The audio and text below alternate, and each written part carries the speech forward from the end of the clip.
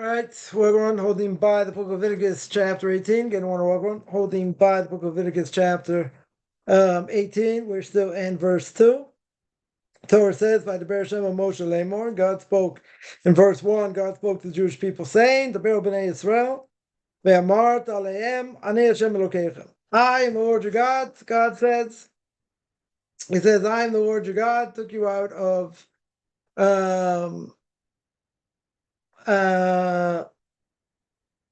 let's say better. Again, it says, speaking to the children of Israel and say to them, I'm the eternal your God. Right? So there Rashi says that I'm the Lord your God, you accepted my kingship, right? We spoke about that.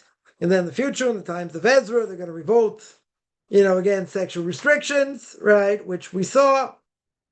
And we're the ones that accepted these decrees, right? As we spoke about. So we're in the middle of this Or Chaim HaKadosh. The Or Chaim Kadosh more than 100 years ago, speaking about the evil inclination, and he says this whole thing, what we're speaking about now, is he's speaking corresponding, says Or Chaim HaKadosh here, corresponding to what? Corresponding to the evil inclination. Now he's telling you the evil inclination has power over us. It has the power to what? To make us sin. It has the power to force us into things we don't want to do. So if that's the case, right, as we always say, if that's the case, it doesn't really matter, because in such a case, you're still guilty, right? You're still guilty for what you've done. The evil inclination, very good at what it does. Doesn't need me to agree over here, but he's putting you in bad situations, right? He's putting you in bad situations. And he says, how is it possible, in general, according to our nature, to fight against it? Right? Seems like it's an impossibility, even though the Gemara says that we have an evil inclination. But the Gemara says we have an antidote. Right? What's the antidote? Torah. But the Gemara says you need God's help. Right? So we need God's help with that antidote. So, in the end,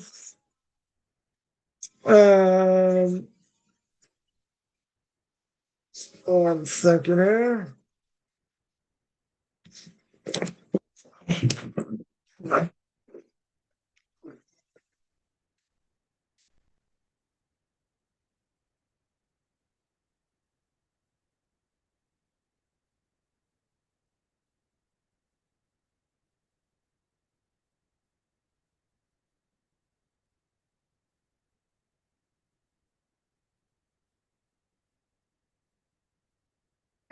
Anyway, God gave us the antidote, right? What's the antidote?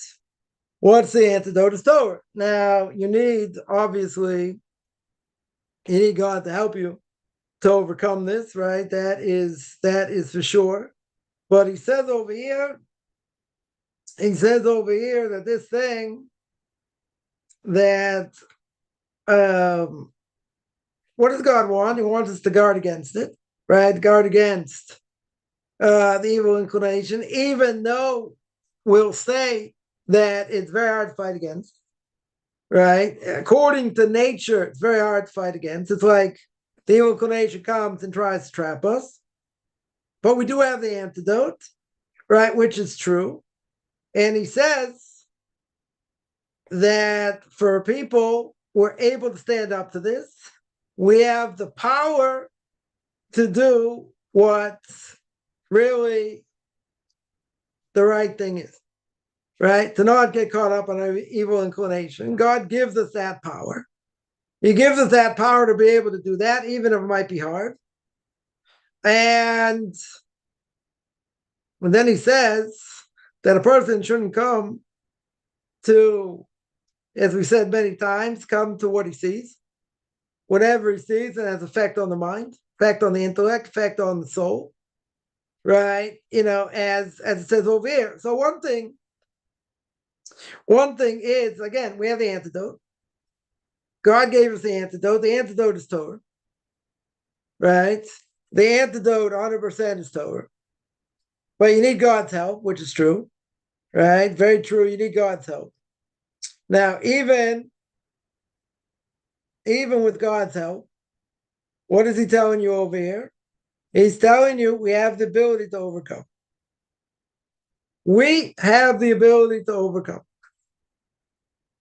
God gives everybody the ability to stand up to the test. Even though, what's the problem? You see something, right? Affects the intellect, affects soul, right? That's all true. It can have certainly a negative effect, right? Nonetheless, it has power over us. But he says, that he gives us the ability. He gives us the ability to stand up to it and to have power over it. Now, what's the problem? Right? What's the problem? Problem is the evil inclination very strong. Okay. But he gives everybody the tools. He gives us the tools in order to overcome it. Now, there's an obvious question. There's an obvious question here. Right? What's the obvious question? The obvious question is we may think we can't overcome it. We may think we're in such a bad situation, such a hard situation, whatever it may be, that God has basically set us up to fail. In other words, the only question is, how far is a person going to fall? Right? That's the question. That's the question. Now, if God breathes in the spirit of life, right, as the Torah says, he gives us a soul, very good, gives us the ability to make decisions, as the Aramaic translation says, gives us a ruach memalalo, the ability to speak, but the ability to reason and make decisions, very good. So we have the ability to make the right decision, wrong decision. But you can say, it's not fair. I was born, at these type of parents, these type of siblings. We're not in control because the Mishnah Berurah says you're born against your will, you die against your will. Kaufman would say in parentheses, you still have to live. Very good. So even though you're born against your will, you die against your will. A lot of things you have no choice about. A lot of choice you have no choice about at all. Right? A lot of things. Now, who your parents are, siblings are, right? Socioeconomic situation, we're not in control. Those things we're not in control. So the only question is, okay, we're given a certain hand to deal with. Okay. So even if you're given a certain hand, and we're born a certain way, so we have certain DNA. Everybody is made up of DNA of the parents, for better or for worse. Some things they have easier, some things not, whatever. We have certain DNA. Now, negative things that are part of our DNA.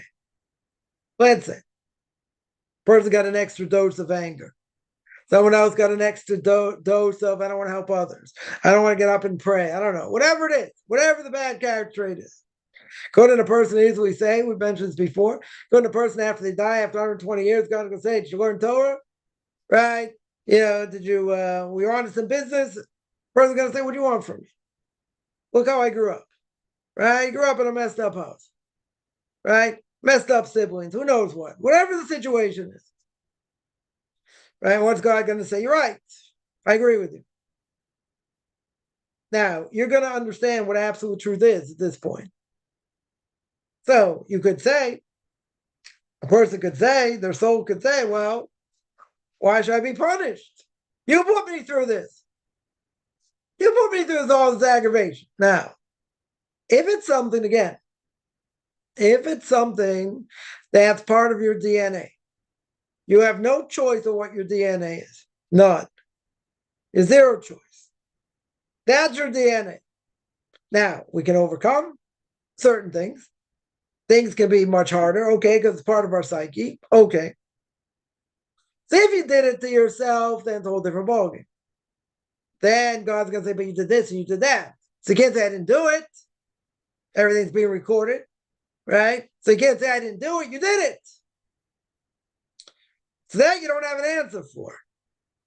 What do I have an answer for over here? I could easily say, you made me this way, right? You 100% made me this way. So if you made me this way, what are you complaining about? Why are you going to punish me? It's not my fault. Totally not my fault. Very good. Right? What's the problem though? God says, I gave you these character traits. I could have given you a number of bad ones. We all have bad character traits, right? I could have made some stronger, some weaker, whatever it is. Everyone's got what they need in order to reach their potential. Okay. But God says, even though I gave you this, and even though it may be very hard for you, I gave it to you in order that you fix it up, not to act on it. Now, again, a person could ask the question, well, then why'd you give it to me? Why'd you put it inside of me? Why did you make it much more difficult? So that God will answer, right? That God will answer because he puts the soul in every being, right? In every human being. And that body, whatever that body is, and whatever that socioeconomic situation, family situation, is going to help the soul the best reach its potential. Now, we don't always understand that. A lot of times, we'll say it doesn't make sense.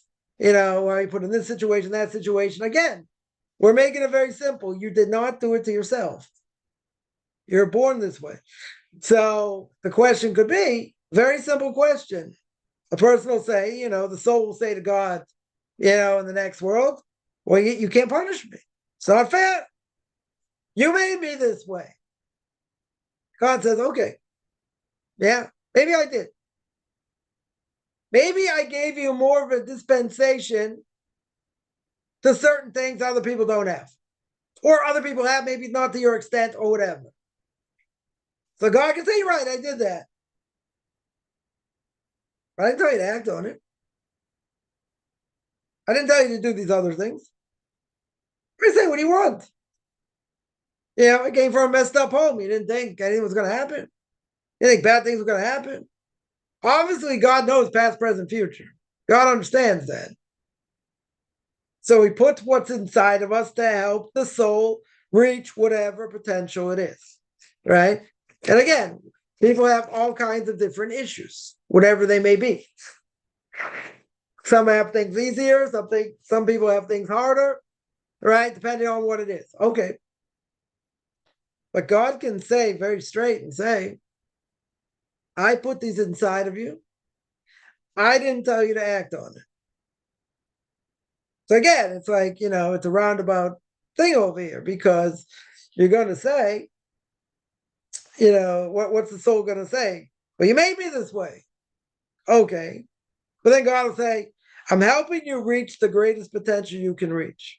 So I put with certain character traits that you have, I put you in a certain body. Now, you might have a very difficult time with a lot of different things. Okay. But God's telling you this is the best for you in order to reach potential. Now, how many people are going to stand up and say, I got everything I need. This is beautiful. I'm so up for the test. I'm so right for the test. Who's going to say that? Who's going to be jumping up and down saying, this is the best thing ever happened to me? I don't think too many, right? Because we pray every day. We say, don't bring me to trials and tribulations. We pray that every day. But it's a catch-22. Because if you're not tested, you don't grow. You don't grow spiritually. You have to be tested. This whole world is a test, as we always say. But he gave you the tools to be able to succeed. Some people go one way. Some people go a different way, right? Give an example. Use Nissim Black as an example. He grew up in pretty much, as he himself says, in a crack house in Seattle. He probably didn't expect, to reach the age of 20. Probably thought he was going to get killed or who knows what, right? But what if he became? Now, what could happen to other people? Drug overdose, killed, prison, any number of things, right? So you look at him and you say, wow, he came out of it. He came out of it. Look how he changed his life. And other people didn't. Right? Now, why did he change and other people don't? It's a good question. I was going to write a book on people come back to Judaism. I mentioned the story before. That, as somebody, came back to Judaism in the 30s. All the kids became religious, as teenagers. So I asked him, okay, what's the story? What happened? How did you, see the light, so to speak? Jew comes back to Judaism. So he said, that's not the question. The question is, my siblings saw the same thing. So why did they not change? Why did I change? They didn't. We saw the same thing. Doesn't everyone have the ability inside we saw before? Doesn't everyone have the ability to come to God? It's in their DNA. But you say people go off the charts. People get involved, people are Christians, people are Hindus, people are Buddhists, people are, Zoroastrians, who knows? There are 80,000 different religions. Right? And if it's idolatry, they're in serious trouble.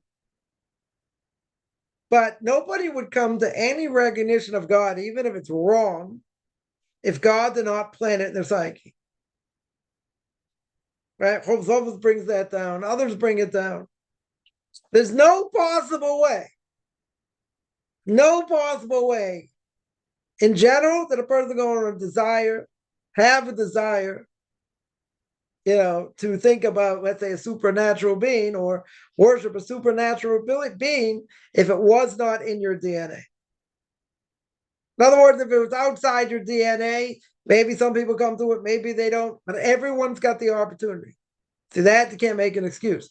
Everybody's got the opportunity, but you say, what do you mean? They'll say, I grew up in communist China, I'm an atheist, or in Russia, or wherever. Not my fault. Yeah, God says, well, I gave you a brain.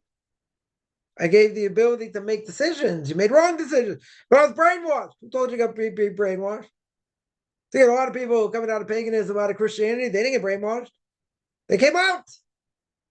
You're going to say, but there's a scare factor. You don't believe in JC, you're going to fry in hell forever. Good. Right? That's true. Scare tactics, maybe work sometimes. Okay. But there are other people see through it. And they see that the whole thing's a lie. Yeah. And until they're 100%, they don't believe JC is the Messiah. That's the hardest thing to give up. Because otherwise, what if they're wrong? So is it possible to come out of it? Sure is. God gave everyone a brain, gave us the ability to use it and use it in the right way. But most people don't. So a lot of these people are in serious trouble unless they repent. And if they don't, they're still in serious trouble. So what? God's playing with everybody's lives, just wants to kill everyone, right? Wants to destroy everyone? No. Someone's born, everyone's got an equal chance, whether they're born a Jew or a non-Jew. For a Jew, you get a lot more obligations, a lot more things to do, a lot more punishments for sure. Right, for a non-Jew, it's less. You get 7 Noahide laws, which is an umbrella for about 50 or 60, let's say altogether. They can still have a portion of the world to come. These are laws that are universal. So God's giving everyone a free shot, a free chance over here. And everyone has that ability to draw close for one very simple reason. God's put it in our psyche. So now a person's going to say, even if that's true, what about all the atheists, quote unquote, in the world? What about all the atheists? Well, is that what Amalek brought to the world? That's the world we live in. Amalek said, no such thing as supernatural. Everything is nature.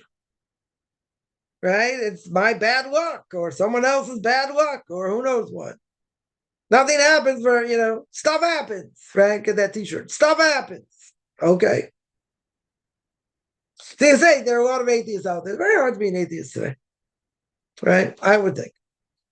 I see some of the stuff they write and they say, but if you look at the world, the Fourth of Bible says, if you look at the world and you see, as Abraham did, the age of 3, the age of 40 or older, that there's a world of design. Nature is by design. It's not haphazard. It's not random. Yeah, the human body is not random. The way the stars are in the universe, not random. Right? The fact that the earth is on its axis, Doesn't go too close to the sun, otherwise we'd be incinerated. Doesn't go too far back. We'd be like, frozen tundra like Pluto, even though Pluto got demoted as a planet. Yeah, there's order. Now, the question is, do you want to see the order? Or even if you admit it, even if people would admit, yes, there's order, so where's it come from? Where in the world does it come from?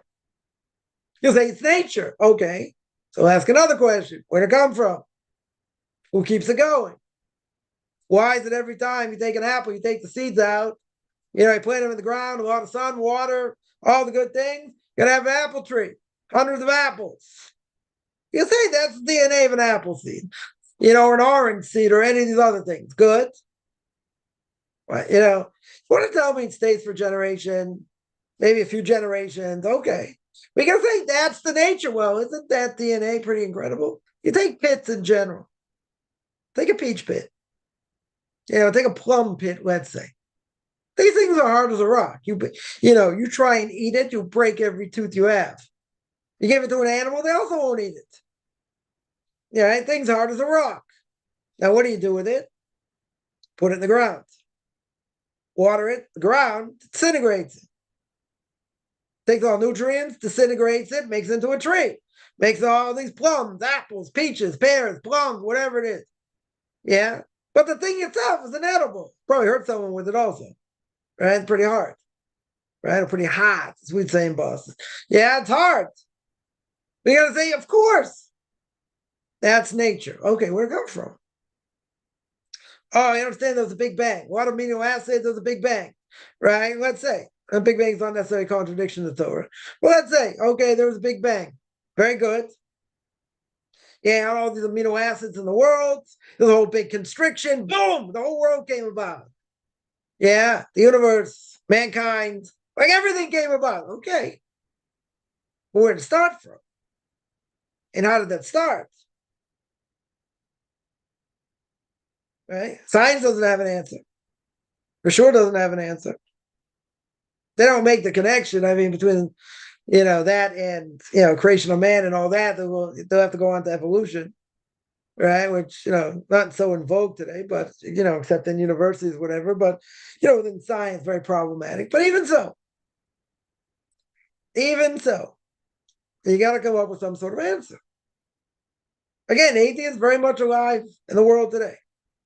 Yeah, that's exactly, what we have in mind. When we read about Amalek, the Shabbos before Purim, you have to wipe out the memory of Amalek. Well, we don't know who Amalek is today.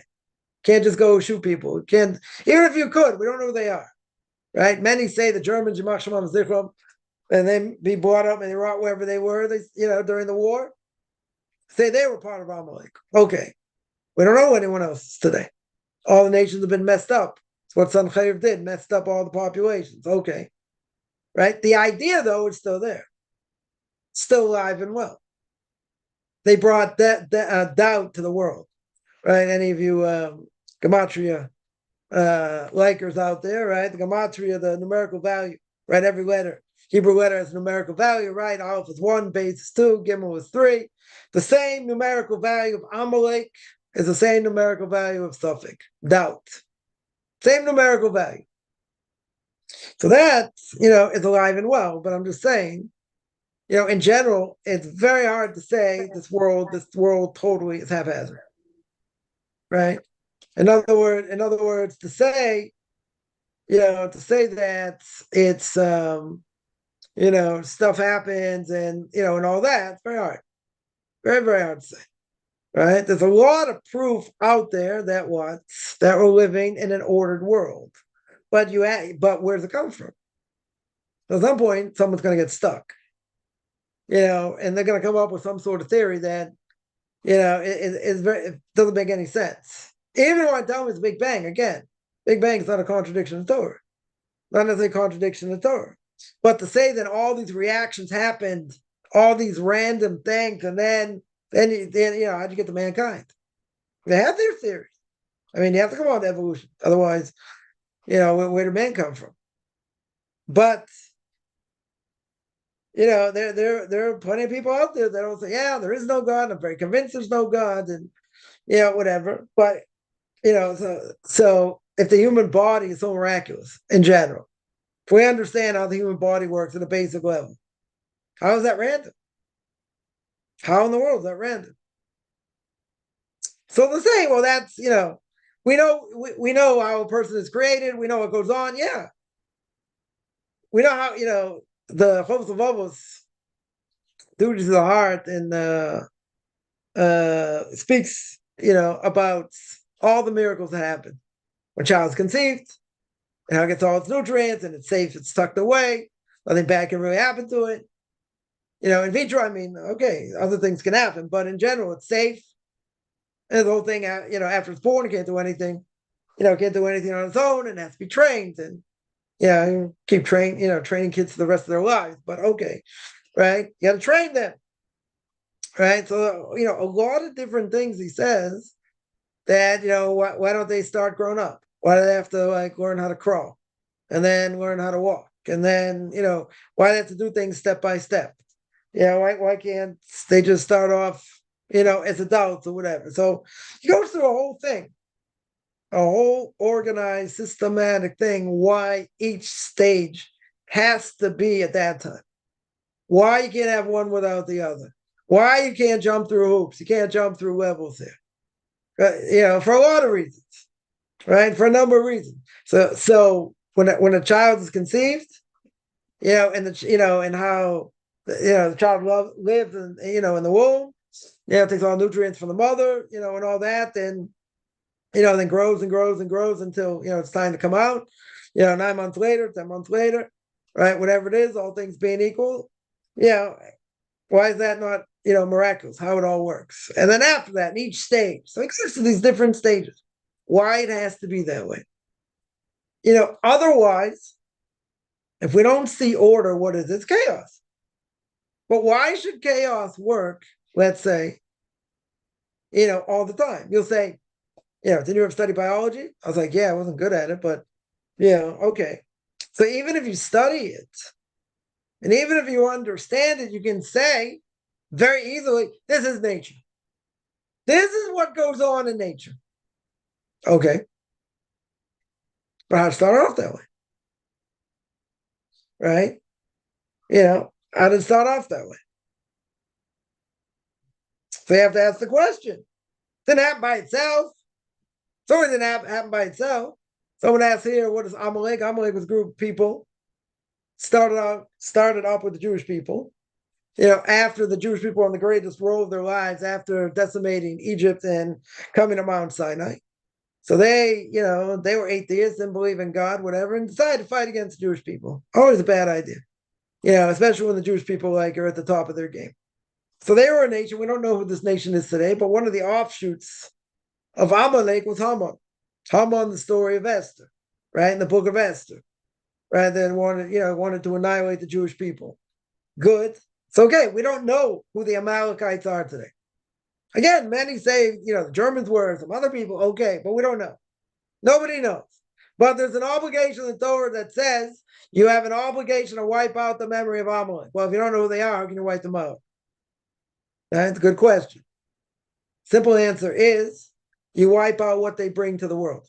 What do they bring to the world? Doubt, atheism.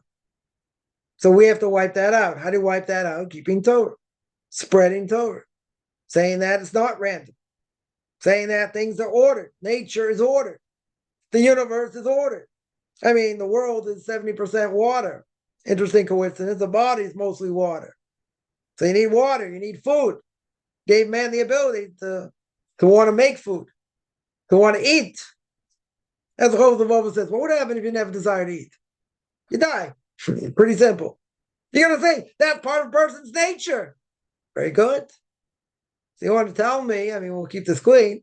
You want to tell me semen comes and fertilizes the egg and the child is formed. And everything else that goes into the child being formed. Some things come from the father, some things come from the mother. Very good. The child's formed. You're going to say, okay, that's biology. Okay. A child needs to eat. So either the mother's going to feed him, or he's going to take bottles, or both, or whatever the case is. And then eventually he's going to start eating other things, right? Slowly. Don't have teeth, obviously, right? So he eats softer things and other things, and the body grows, and all that. Very good. You're going to say that's the way it's supposed to be in general. Okay. But think about it. What, the Mishnah Pirkei Avos says in Ethics for Fathers, you have to know where you come from, where you're going, and who you have to answer to. Where do we come from? We come from future drop. Again, we're going to keep this clean. Where are we going to go? We're going to go in the ground. Everyone's going to die. Going to be eaten by worms. And then we have to give a self-accounting. We have to give an accounting to the King of Kings. Well, think about it. A putrid drop, comes along and creates a human. Right? Fertilize the egg, creates a human. All things being equal, mind-boggling. Yeah? So that DNA creates the human. Okay. I mean, it's an obvious question. How does that work? So you can tell me, you can break it down, what the egg gives, what the semen gives, okay. We can break it down. There's nothing short of miraculous about that. Absolutely miraculous. But people say, that's nature. That's biology, you idiot. That's biology.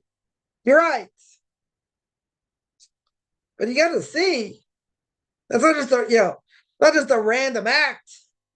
It's creating life in general. So you want to tell me that's the way you create life? That's what's going to give all the nutrients and this and that. But what's going to give the desire for that child to want to eat? Where is that desire going to come from? It's going to come from that putrid drop. That's where it's coming from. It's coming from the nature. When God puts the soul into the body, right? Whether it's going to be the time of conception or afterwards. Doesn't, whatever. This discussion doesn't really matter, right? But the nature, the soul, let's say better, the soul goes in the body. Now, the soul, the body forms, but it's never going to live unless the soul's in it. So then the person's born. But the person's born, this soul has all these different character traits. That's coming from both parents. And the soul gives it life. So now you get a whole entity. You get a whole entity of the child. But one of the things that makes the soul tick is the bottom part of the soul connecting to the rest of the body. What does it do? It gives it desire for the body to eat, to want to eat. You're going to say that's natural. You're right. It's natural. Where does it come from? Why should a person want to eat? You're going to say, what are you, if you can't pick it? That's what people do. Some eat more, some eat less. You're right. Says the Book of Leviticus, if you didn't have that desire, if God would not have put that desire in your soul, that goes in your body, guess what? You die. 100%. You never live because you're not going to eat. You're not going to drink. Then God had to put in the world our ability to make food. And food has to look good in general. Yeah? Why does it have to look good? So you eat it.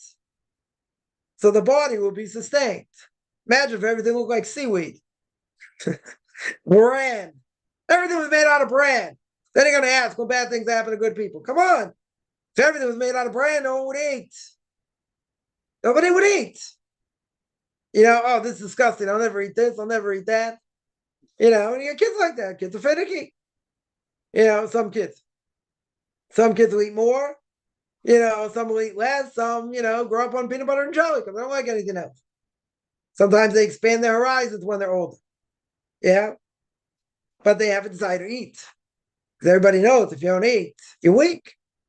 I mean, you have to be a glutton. You have to be 50 pounds overweight. I'm not talking about that.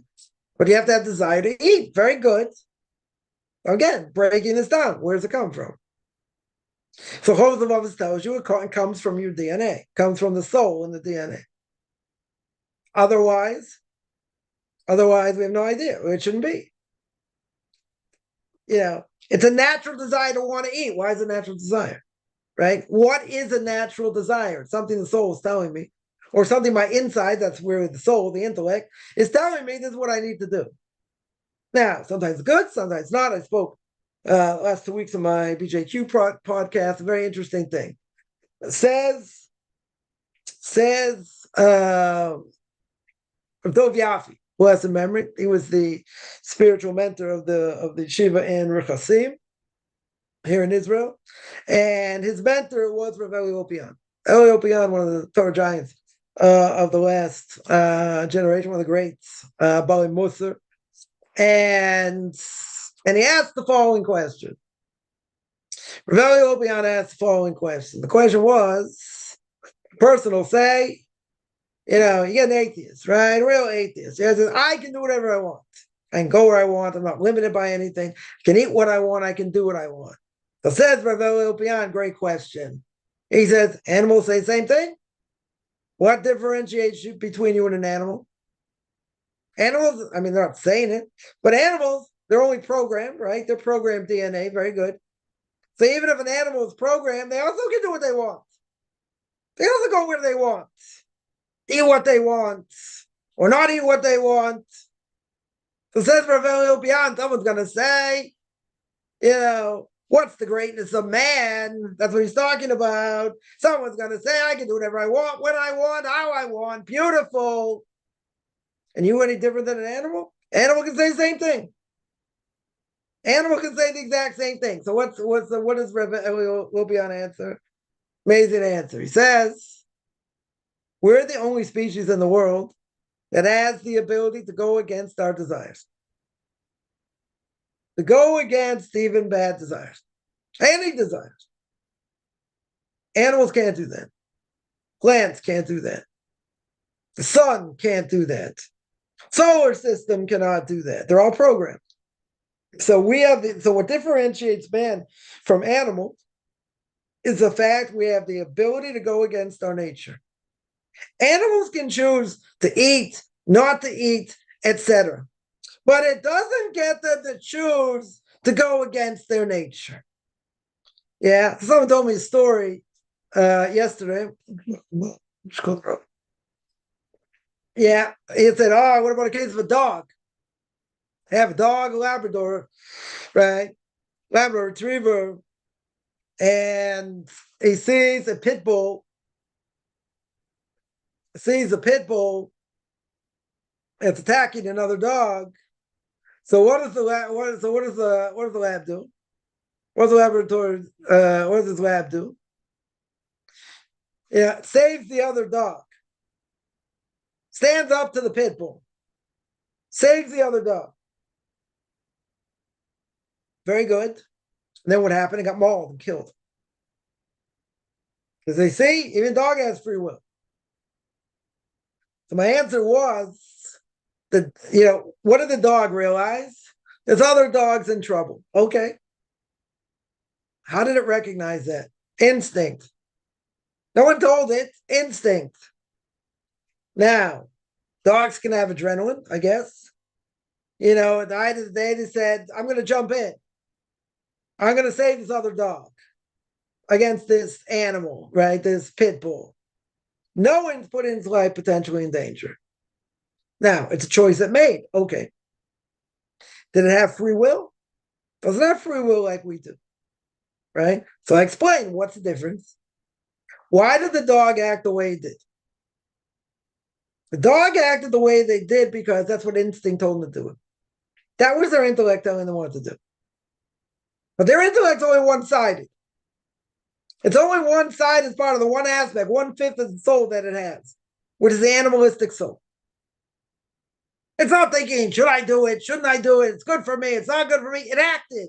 Why did it act? Because that's what its instinct told it to do. There are stories of animals trying to protect their young, even against unbelievable odds, because instinct says that's what you do. Mother duckling do anything to, to protect its ducklings or any other animal. Not because they thought about it, it's intellectual. No, that's their intellect. That is instinct telling them to do that, even if it's going to be dangerous to them. That's not they're not thinking about it. That's what we call a knee-jerk reaction. They don't think, they act. And why do they act that way? Because that's what instinct tells them. That's part of their instinct. So says Rav Eli Lopian, What differentiates man from animal? The ability that man has to go against its desires. Animals don't have that. No other creature has that. Right? It's only man. Even so. So, you got an atheist will say, no rhyme or reason for anything, everything's by chance, this and that. There are a lot of proofs out there in the world. Cannot have been haphazard. You got to come on to something to say why this is. Person sitting at a table didn't make it by itself, right? Didn't just form by itself, let's say better. Someone had to design it. They're better designers, so worse designers. Okay, whatever the table is, whatever the thing is. But in God's ultimate universe, when you look, when you look at nature and you look at these things, miraculous. It's very hard to say it's random. I mean, people can say it, or they can say it's nature, but then they're caught, because even if you say it's nature, which I think is, it's very passé to say, but even if you say it, what does it mean? You can say, well, that's the way things are. Very good. Why? You can say, what do you mean why? If I take a peach pit and I put it in the ground, it's disintegrates and it makes peach trees. That's what peach pits do. Peach pits do. Okay? I'm all in. So how did it get that way? Way back in the very beginning, and all these amino acids, boom, and then you had peaches. Well, where did it come from? Where did it come from? Where did these things come from? Even what's his name? Stephen Hawking, greatest physicist of our day, proved in his book, A Brief History in Time, there's an expanding universe. He didn't know how it's expanding. And he wouldn't say that the Torah is telling me that God is expanding it. But he proved mathematically and through physics, we live in an expanding world. That's not by accident. And it's still expanding. How can that be? Einstein said the same thing. They don't have proof. They don't have scientific proof. They have no proof. Right? But I mean, they have scientific proof it is, but they don't know where it's coming from. Right? Let's say better. They don't know where it's coming from. So I would say you have to entertain the possibility that it could happen. That the Torah is true. They'll never entertain that possibility. Okay, it's called cognitive dissonance. Doesn't mean it doesn't exist. Doesn't mean that's not the possibility, right? Because again, I can be pretty stubborn. I would say, okay, Steve, Al, do you have any scientific proof? No, but we'll find it. All right, let's ask the question again. Do you have scientific proof? No. Okay. So this is a possibility. No. Let's go back. Do you have proof? No. Right? So the Or Chaim or Kadosh over here is, back to this, is saying,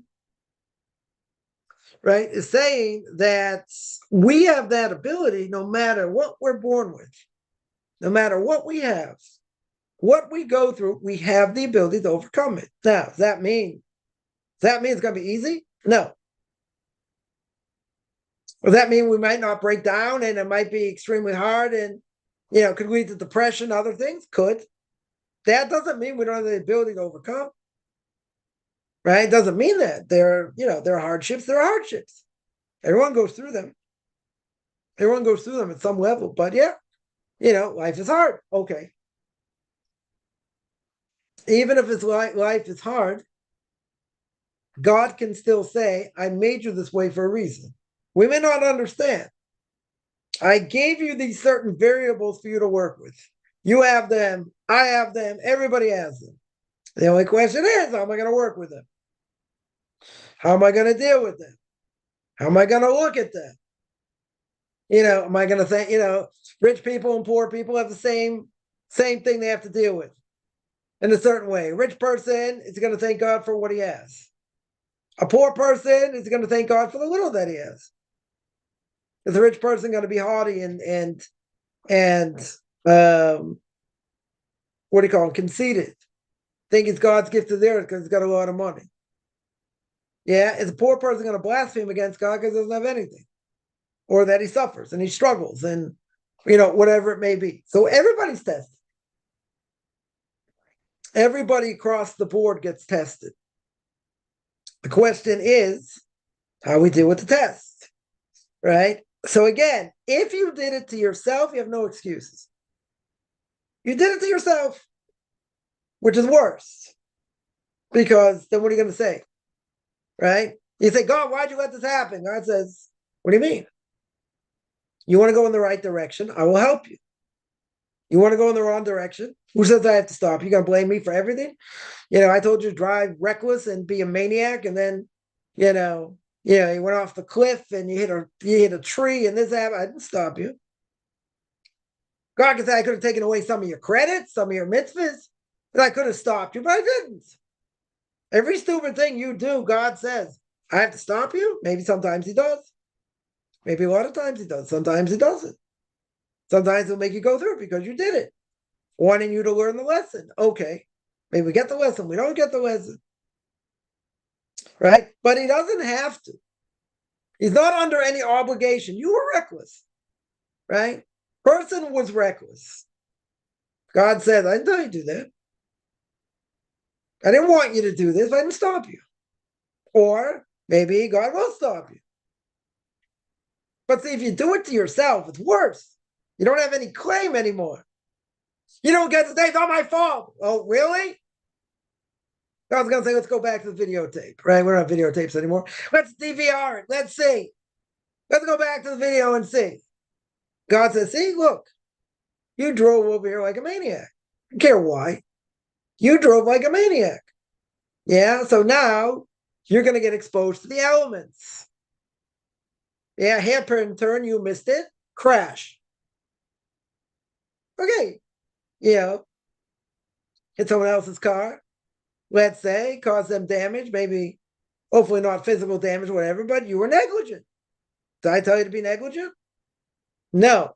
But the hard part is you'll say, I have this tendency, and I've had it since I was born, right? It's only gotten worse over the years, or whatever. It's up and down, let's say.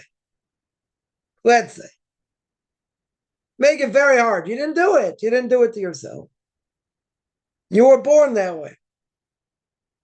Now, people make the excuse and say, well, like my homosexuality, we're going to see one day, we'll get there, at the end of this chapter.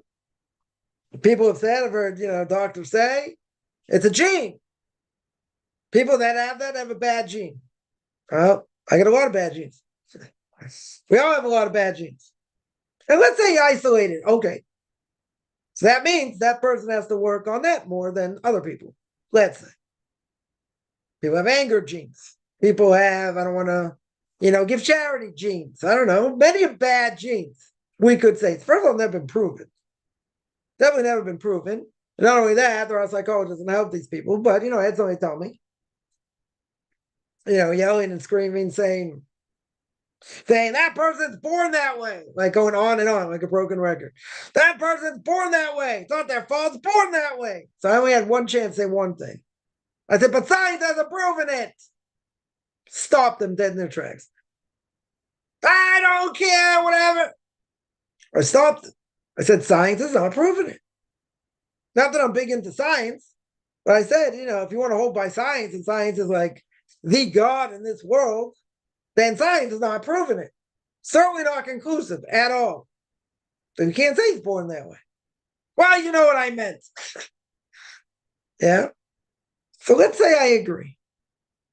Let's say I agree a person has more of a tendency to that. Let's say. So then you get into Kabbalah. You could have a male and a female, and the soul is female, or vice versa. You could have that. You're not even going into Kabbalah. That could be. That's a whole other issue. And how you deal with it. Yeah, but in general, it's not a normal thing. Certainly not the way it's supposed to be. They have to go into the Bible, what the Bible says, whatever. Okay.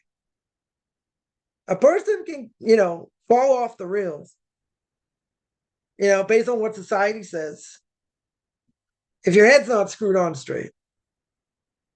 Because people say, as I heard many times in the conservative movement, times change. Forget about times change.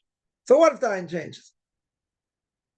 You want to tell me back in the 60s, back in the 50s, homosexuality was the in thing to do? Certainly not. You'll say, well, people were doing it anyway. Brushed under the table, it's not as open as it was today. Okay.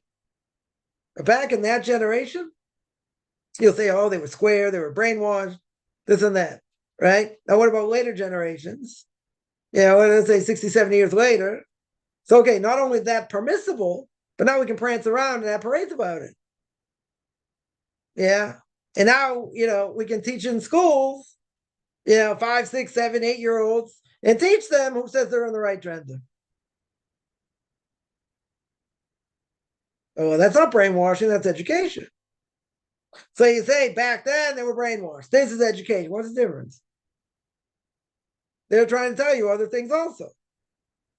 Yeah. If you don't see where it comes from, listen, science has proven a lot of things. Good. Yeah. Well, plenty of things it hasn't proven. And plenty of things in science I don't know. It's one thing about COVID. That's what it showed. They didn't know. It made science look really silly. It doesn't matter if the numbers are skewed or not. Made science look very silly. Okay. Right, or medicine, let's say better. So they don't have all the answers. They don't even have the answers. But it doesn't matter. Right? And if science hasn't proven it, people say, see, but it hasn't been proven in science. Right? The example is that one of the reasons, we keep kosher because it affects a Jew in a negative way. They eat non-kosher. In other words, you are what you eat. It can have negative effect. Can dull the spirit, the Gemara says. Very good. What's the obvious question? What do you see in science? Prove it to me in science. Can't. It hasn't been proven in science. Okay. We don't have a problem with that. Why not? But science hasn't proven a lot of things. If science hasn't proven a lot of things, who says it's not true? The fact that science doesn't say it's not a proof. All it says is they haven't found it yet. Okay. Yeah. Will they ever find it? Doesn't really matter. I'm not saying that's the reason why we keep kosher. There are many other potential reasons. That's one of them. And the Gemara says that's, for a Jew, if they don't eat kosher, then it affects them, makes their spirit dull. It's like, it makes them apathetic, makes them not want to learn Torah. So the first thing in secular Jews becoming religious, that's you change their diet so they can hear Torah.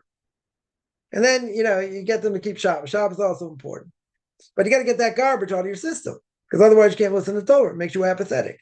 It's like trying to start a 9-volt, a Humvee with a 9-volt. Like, forget it. Right? It's never going to happen. Right? Never going to happen. So, people love science until it doesn't help them. Right? Or, or medicine. Like, if someone, God forbid, has got a bad diagnosis, nothing to do. There's nothing conventional to do. What will people do? If they want to live, they'll go to homeopath. Yeah, they'll search alternative medicine. Why? Because conventional medicine doesn't work. Let's say, in a conventional doctor will say these other things won't help you. This won't help you. That won't happen. Like they're all a bunch of quacks. Anyway, whatever. Yeah, they'll say nothing will help. Well, what's going to happen? What's going to happen if I don't do anything? Right? There's nothing to do. What's going to happen? You'll die. Right? Well, I don't want to die. So I'll try something else. Try something, that's experimental. Even if it hasn't been proven. So what? So I'll try it. Otherwise, what's the alternative? To die. Now, there is a question. There is an interesting question. Do I have to go that far? Right? Does the person have to try and extend their life? Right? That's whatever. It's a question. Right? It's a definite question. Definite, it's a definite question whether you would have to or not. Person decided, okay, there's no hope, there's nothing to do. So what do? So you can choose to do nothing. What's going to happen? So you die. Now, if you do something that doesn't work, you also die. Okay. But people will go to great lengths to do something than rather do nothing. Why? Because they still want to live. They want to have the power to live. Now, is that going to help you in the end? Can't say. God wants to take you, he'll take you, regardless of what you do.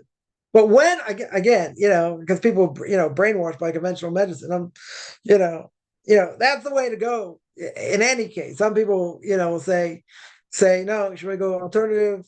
Conventional medicine has other problems, other issues, and this. Okay, whatever it is. But most people, I think, are going to go conventional unless you have no choice. Unless you have no choice.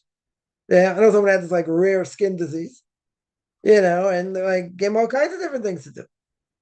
Light therapy, this, that, Yeah, I do that for psoriasis, but it comes back. Doesn't disappear from it. Person would have tried anything. Their body blew up like a balloon, itchy as crazy. But they said, put on certain things. They say it should go away by itself. It took months before it started seeing improvement, right? But this person would have tried anything. Couldn't sleep, couldn't do anything, could barely walk, scratching their body like no tomorrow because it's so itchy, right? So when you don't have a choice, if a person had a choice, you'll go conventional. And what if conventional doesn't work? What do you do? So people go to other things that, is going to help them in their lives. The question is, does it, do you have to do that? Right? So a question came up. I'll give an example. A question came up. It wasn't really a question, it was a situation. Somebody had a what do you call it? A kidney transplant. 30 years later, kidney malfunctions, the other kidney malfunctions. So they're now not a candidate for a kidney transplant.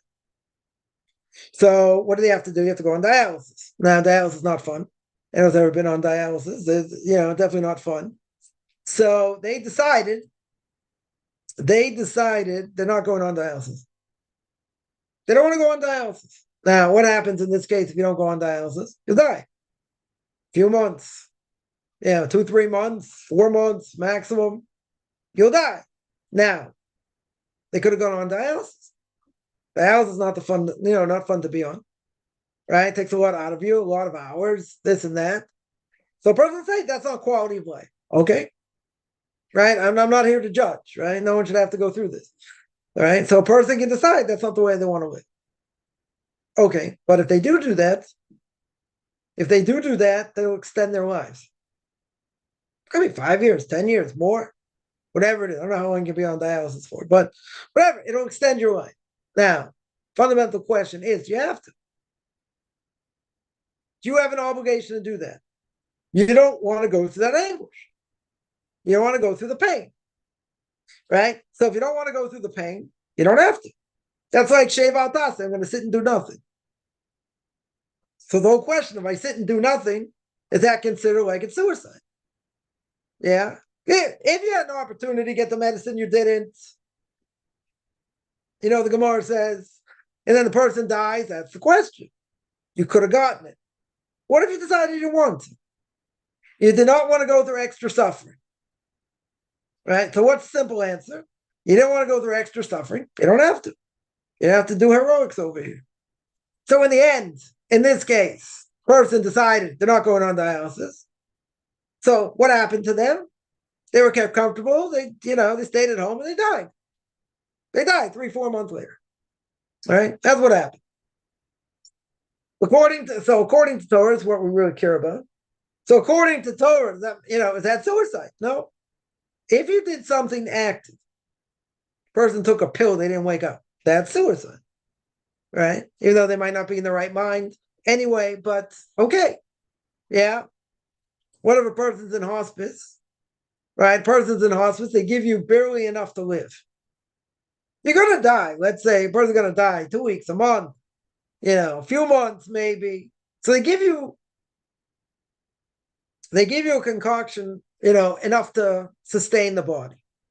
But you're still very weak. So I had this question many years ago. Person goes into hospice, let's say they have cancer, God forbid, and they're going to die. What's the secondary cause of cancer? Pneumonia. Now, what happens when a person gets pneumonia? Now, even a strong person can be very weak. Okay. What if you're extremely weak? You're extremely weak. So now you're in a compromised situation. Why? Because you're not strong enough to fight it if you get an infection. This is a very strong infection. So a lot of times people will die from it. Now, the question is that, you're not allowed to starve them.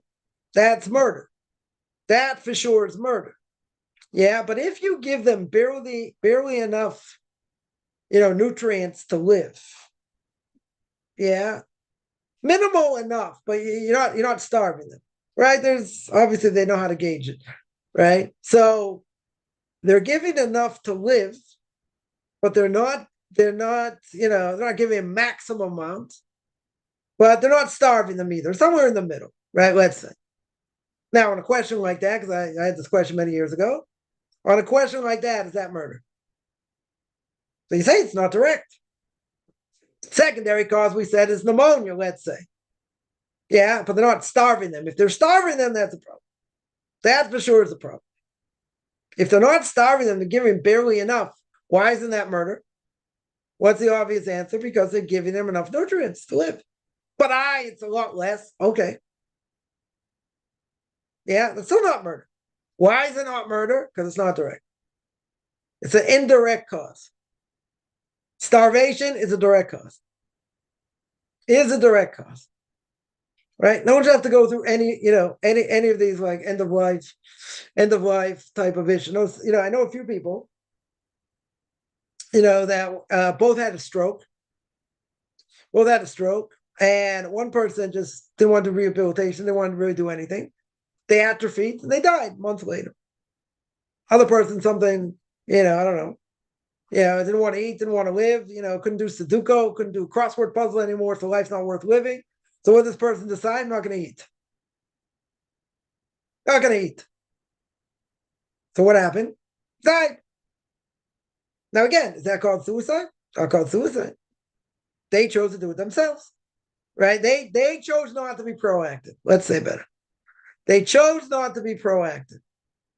So choosing not to be proactive is not murder, not suicide. Right? Definitely not. They don't want to live. Right? They don't want to go through heroics. They don't have to. They absolutely don't have to. Somebody asks, is there any benefit for a Gentile to keep kosher? No. That was easy. Why do I say no? Because Kuyakar says in last week's parsha, 2 weeks ago, about kosher animals, he says, you see that non-Jews eat all kinds of creepy crawly things. Doesn't affect them. So a non-Jew is only going to keep things that make sense, right? That are logical. If it doesn't affect them, obvious question, says Kuyakar. You see they're not affected negatively, like a Jew is, even though we don't see it physically. Nonetheless, if they're not affected by it, why would they do it? So the person will say, come on. Torah says you should eat clean animals and stay away from non-clean animals and this and that. Very good. But eating for a non-Jew to eat pig, does it affect them? Shouldn't affect them. Non-Jew eats, I don't know, bats, except for the ones in Wuhan or any creepy crawly thing or who knows what. Who knows what? Yeah? Who says that affects them? Shouldn't have any effect. Right? Shouldn't have any effect on them. Right? So the question then is, very good. If it doesn't, so the Kuyakar asked the question. Right? It's not my question here. But he asked the question that if it doesn't affect them either way, doesn't affect them, let's say better, doesn't affect them in a negative way if they eat it. So what's the question? Then why would they do it? They're only going to do things, says the Kuyakar, and it makes sense. They're only going to do things that are rational according to the Torah. This does not affect them. It's like eating a placebo. Right? It's like eating a sugar pill. Doesn't do anything. Doesn't do anything either way. Now, someone says, I don't want to keep kosher now. Okay, you can do it. I'm not saying you can't do it. These obviously apply to Jews.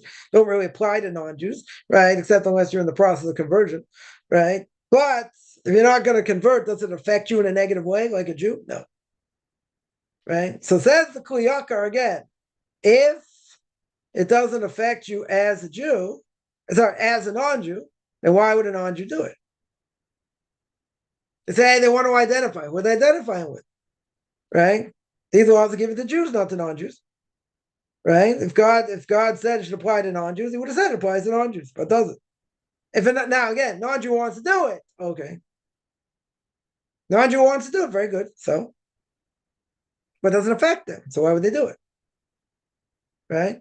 Why would they do it? Somebody here asks, take questions now. Would it be permissible to do food delivery for non-Jews? Prohibition of benefiting from milk and meat, that'd be a problem. That for sure is a problem. If it's only for non-Jews, then it shouldn't be a problem. Right? In other words, if you're just delivering it, right? The question is that considered like you're doing business? Could be. But I'm saying, there are certain things, let's say a mixture of milk and meat, you're not allowed to get benefit from, right? So a person wouldn't be able to work at McDonald's or any of these places. You say, well, maybe no Jews eat there. Doesn't matter, right? It doesn't matter. Not allowed to get benefit from it, right? Not allowed to get, for a Jew. For a non-Jew, it doesn't matter.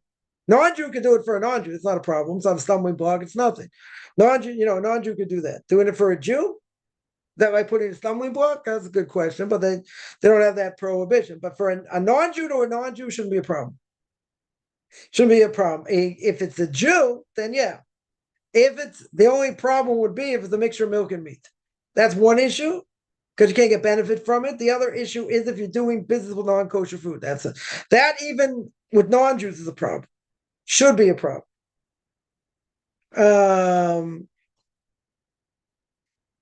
Right, that would be the only thing. That would be the only thing with that. Someone imagines, I always say, the more we learn about unclean animal consumption, the more we learn that bad for health. Bad for health is a different issue.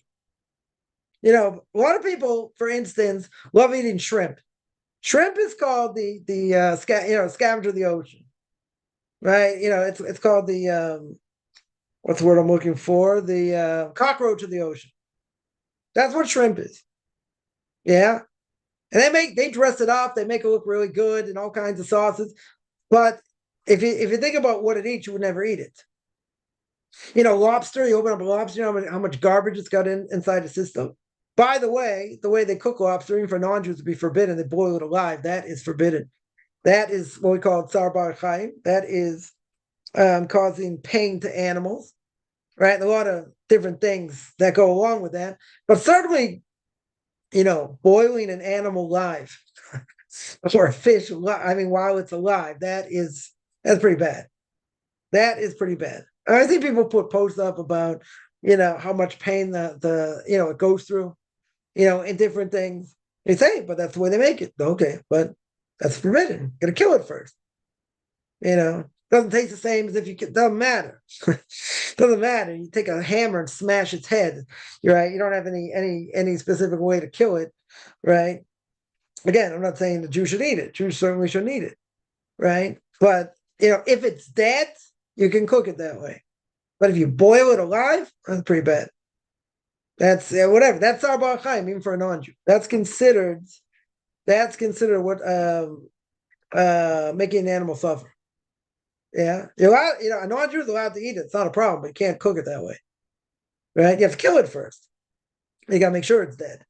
They have this thing with like eating monkey brains, also forbidden, right? I mean, if it wouldn't be forbidden for kashrus reasons, like take a vice while it's still alive, open up its head and eat the brains while it's alive, like that's just nasty. No matter how you slice it, no pun intended, right? Now, for a non-Jew, they want to eat monkey brains, fine, kill the monkey first. Kill the monkey, cut its head open, and eat it. Okay. It's kind of delicacy in some places the other way, but that's also cruel. Again, even if you'd be allowed to eat it for a non-Jew, it's not a problem. It's not going to affect them in a negative way, but you're killing them in a nasty. You're not even killing them. You are essentially, but you're causing them absolute anguish, right? Chop its head off. I don't know. Do something. Now, kill it first. Kill it first before you eat it. Yeah, but it's not as tasty. Or you kill it straight away and then you serve it. Okay, now it's still warm. Okay, we're not gonna, try not to get gross here. But it's forbidden. That could be a total prohibition even for non-Jews. Won't get killed for it per se, but certainly could be a total prohibition of making an animal suffer. Right? We call it tsar bar chaim. Yeah, so again, even if it's not a kashrus issue, yeah, it could very well be a health issue. But again, a health issue, we eat all kinds of things that are bad for us. You drink out of plastic bottles. How much plastic is in our system? Yeah, a lot of terrible things. Not to mention, stuff in processed food, which we won't get into. But, we'll try and get too gross here. But in general, you're right. You're right. There are a lot of unhealthy things. Doesn't mean you can't eat it. Even if it's unhealthy. Yeah. But you're right. There are a lot of these things like, shrimp I think is a very good example. it's the cockroach of the ocean. Like there are people who eat cockroaches. Okay. To each their own. Some people eat worms, other things like in some places, anything that moves, they'll eat. Okay. Right. It doesn't matter. It doesn't affect the non-Jew. We might get grossed out by it anyway. In general, not for kashrus reasons. But if it doesn't affect them, why can't they do it? Yeah, but you say it's for some of these things it's not healthy. You're right. That doesn't stop people though. And if as we always say, if you knew half the things that you were eating and what's in it, you would never eat anything. You just wouldn't eat anything that's processed. What are you gonna do? You gotta eat. We eat all kinds of garbage. That's what's killing people more is the stuff they put in their bodies. But is that gonna stop someone eating potato chips, chocolate, or other things that all the stuff in it that's totally unhealthy? Again, some people very healthy, some people not so healthy, some people anywhere in between. Right, but yeah, if as I would say, if you have to think about what you're eating, you won't eat it. Right, that's why people don't think about what they eat; they just eat. Right, they don't care. They don't care. Lobster and shrimp are two very good examples. Two very very good examples. Because everyone knows how lobster's cooked in general.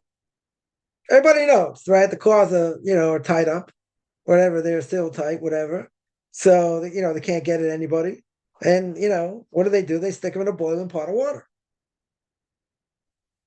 Yeah.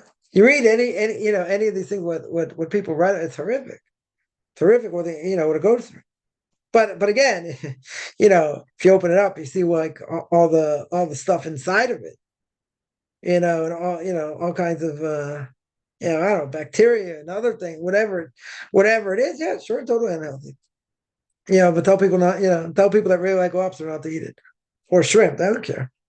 Right? I'm going to live once anyway. What's the difference? This doesn't kill me, something else, but it's enjoyable. But the more you think about it, the more you get grossed out, the more you won't eat it. But most people don't think about it; they just eat, right? They just eat in general.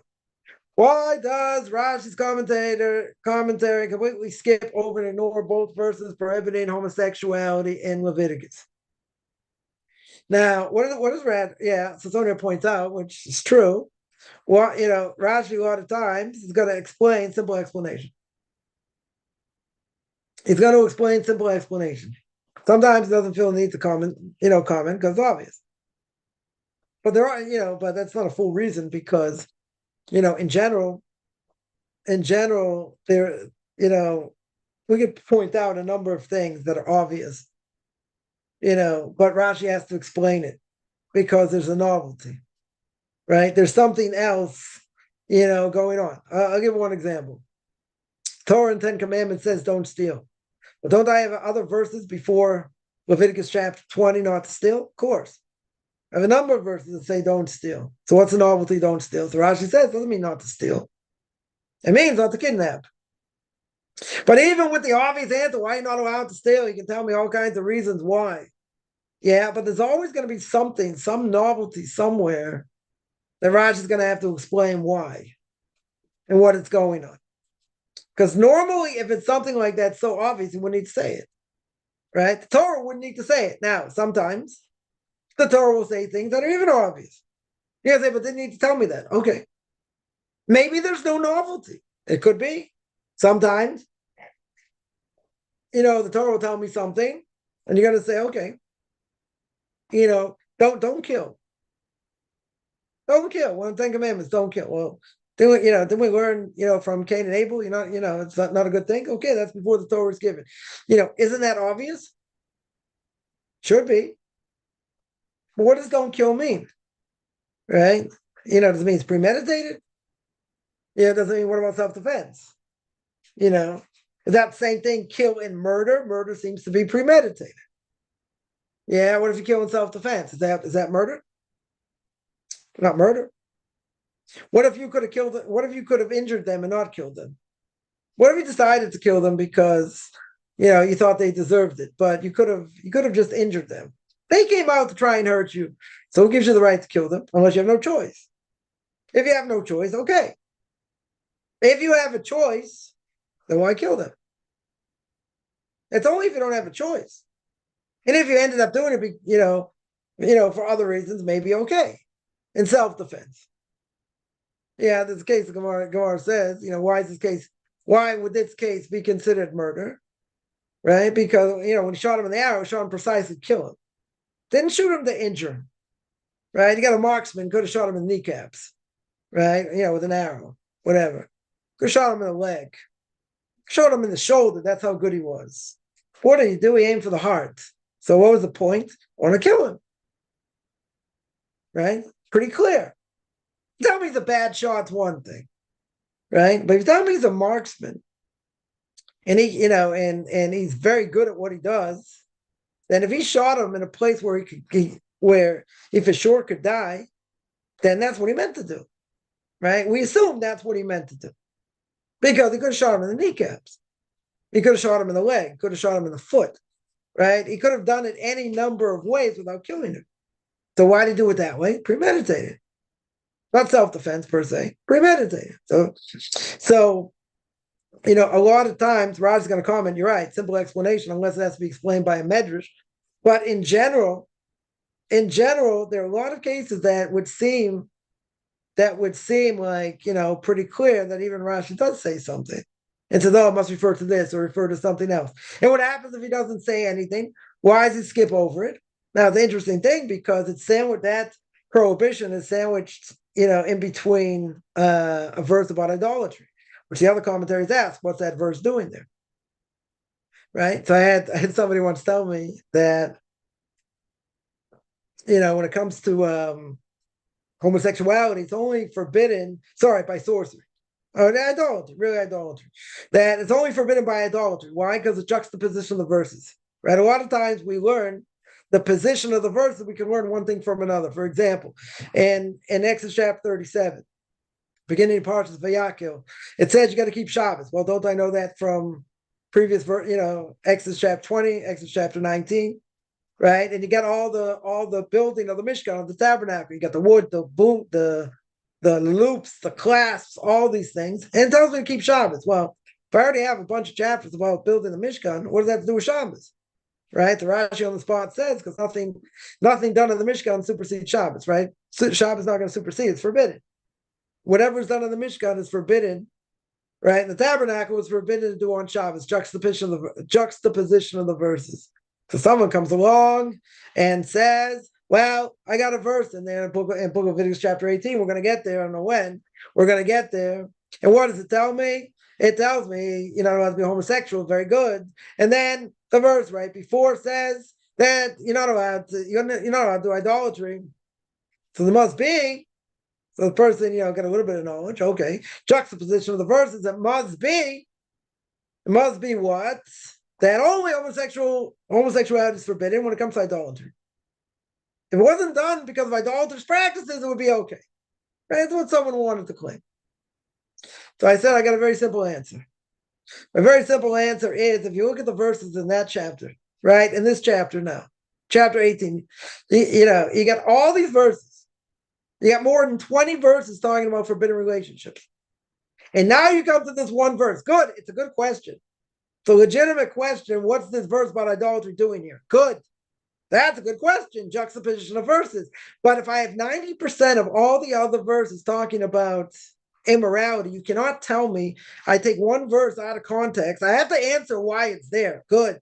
I have to answer, but you can't tell me just because the juxtaposition of verses, I got a 90% chance of what it should be talking about. 90% chance it's talking about what? Immorality. Forbidden relationships. Also forbidden relationship. Very good.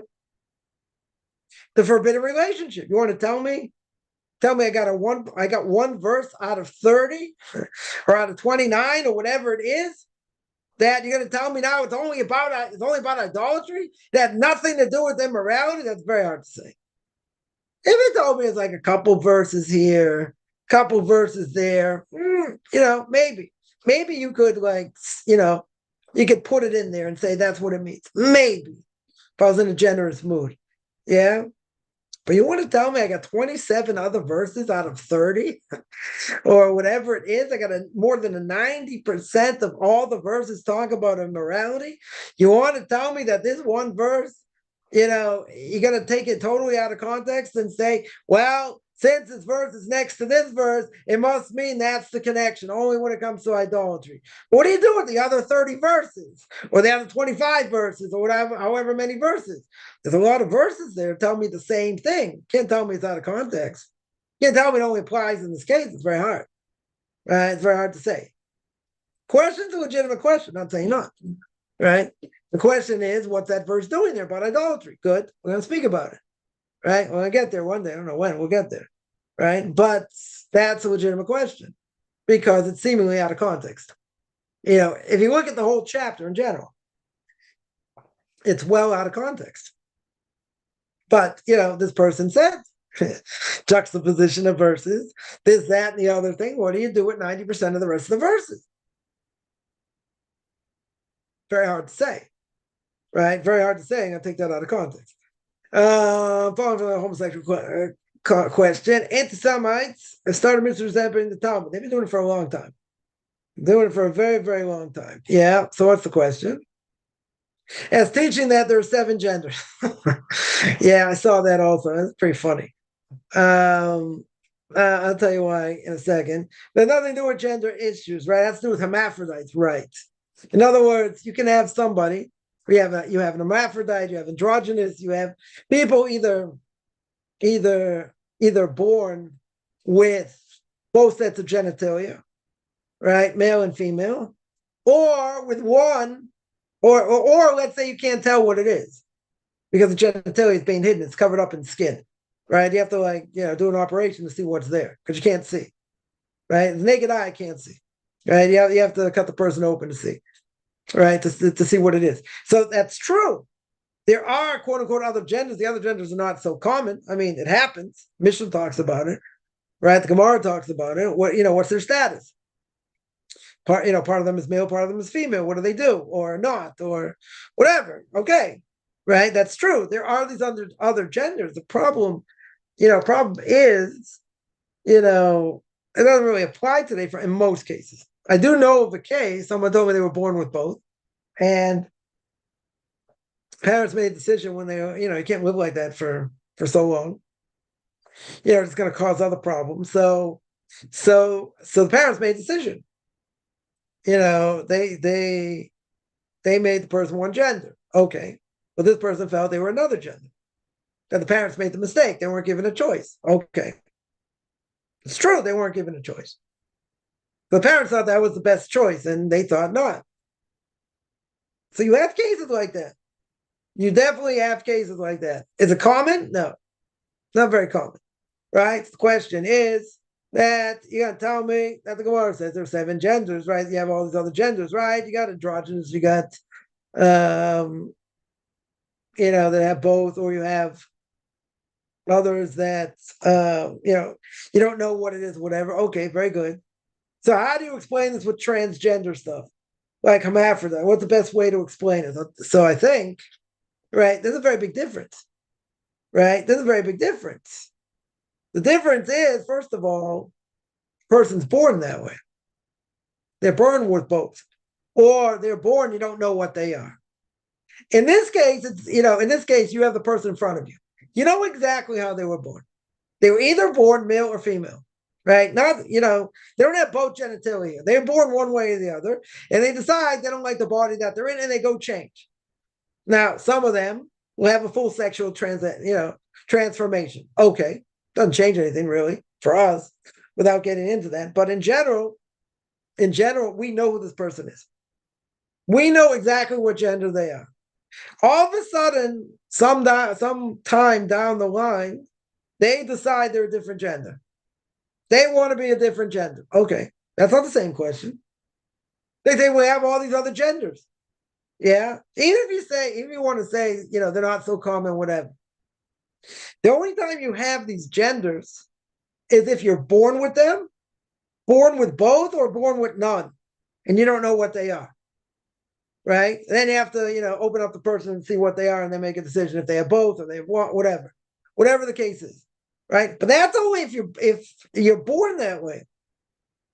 If someone comes along and says, see, the Gemara says there's 7 different genders. Yeah, that's if you're born that way. If you're not born that, Here we're talking about someone's not happy in the body they are. That's a very different issue. We know exactly who they are. I had a case months ago, well, whatever, maybe last year even. I told them being Orthodox is not for them because, they feel parents picked the wrong gender. They want the other gender, whatever. Okay. So I said, you got to run into problems in the Orthodox community, but in any case, they were born with both, or they were born, you didn't know which one they were. In this case, comes to a transgender, you don't say, oh, look at all these transgenders in the Torah. It's not true. They were born one way or another, whether they like it or not. They were either born a male or born a female. That's it, right? They were born one way or the other. The other cases, the other cases are not, either they were born with both or we're not sure what they were. And then we have to find out what they were. Yeah. But it doesn't mean, oh, that's transgender in the Torah. Because these people who changed, that we know exactly who they are. They can say they're in the wrong body. They don't feel like they're in the right body. They can say whatever they want, right? It doesn't really matter. It doesn't matter what they say. They were born male or female, period. They even want to tell me, according to Kabbalah, maybe they had a different soul. Male had a female soul, right? A female had a male soul. Okay. Whatever they want to say, but they're born with one thing. So they're born with one thing, either the male organ or a female. That's it. But when they want to make the claim, say, no, there are all these other genders. What do you mean? The other genders either have both, or, part of it's hidden, or whatever the case is, and you're not sure. That's a different issue. You're born that way. Yeah. In this case, it's not like, oh, see, this is like the other genders. No, it's not. Not even close. You were born either male or female, whether you like it or not, right? That would be the answer. Following the kashrus question, Torah talks about flesh and carcass. Commentary says flesh is from an animal that is slaughtered, carcass from an animal that died. Okay. Yeah. It also mentions that touching a pig carcass can give tumor, can give impurity. Okay, so what's the question? Can a pig ever have flesh in the context of killed by a Gentile for meat? Would that make one tummy? Gentile does not become impure. Gentile never becomes impure. No impurity by a Gentile. Again, we don't have this level of impurity today anyway, because we don't have a temple in Jerusalem. But even so, if it's killed by a Gentile for meat, would it make you tummy? No. Right. I don't think so. Yeah, it shouldn't. If you came and it doesn't matter who killed it. Right? Let's say better. Right? A non-Jew or a Jew kills it. Who cares? Right? Kill the pig. Time of the temple, you touch that pig, that's dead. So you're impure. Yeah. You can be impure. Right? It means that the animal's not slaughtered properly. But if you have a non-kosher animal, either way, even if it's slaughtered properly, you still can't eat it. Right? So if you touch it, does it make you impure? According to the Torah, if the temple existed, yes. Should make any difference who kills it. Should make someone says maggots of the sea. Okay. Right? Oh, crawfish, yeah. Same thing. Right? I was thinking of those also. People like to eat them also. Yeah. I don't know. People enjoy frog legs. I don't know. That was never something I would desire to eat. I don't know. People, I don't know. Is that a delicacy? I don't know. People eat them. See them on the menus. People eat frog legs. I know it sounds kind of gross, but people eat it. Right? Also kind of nasty.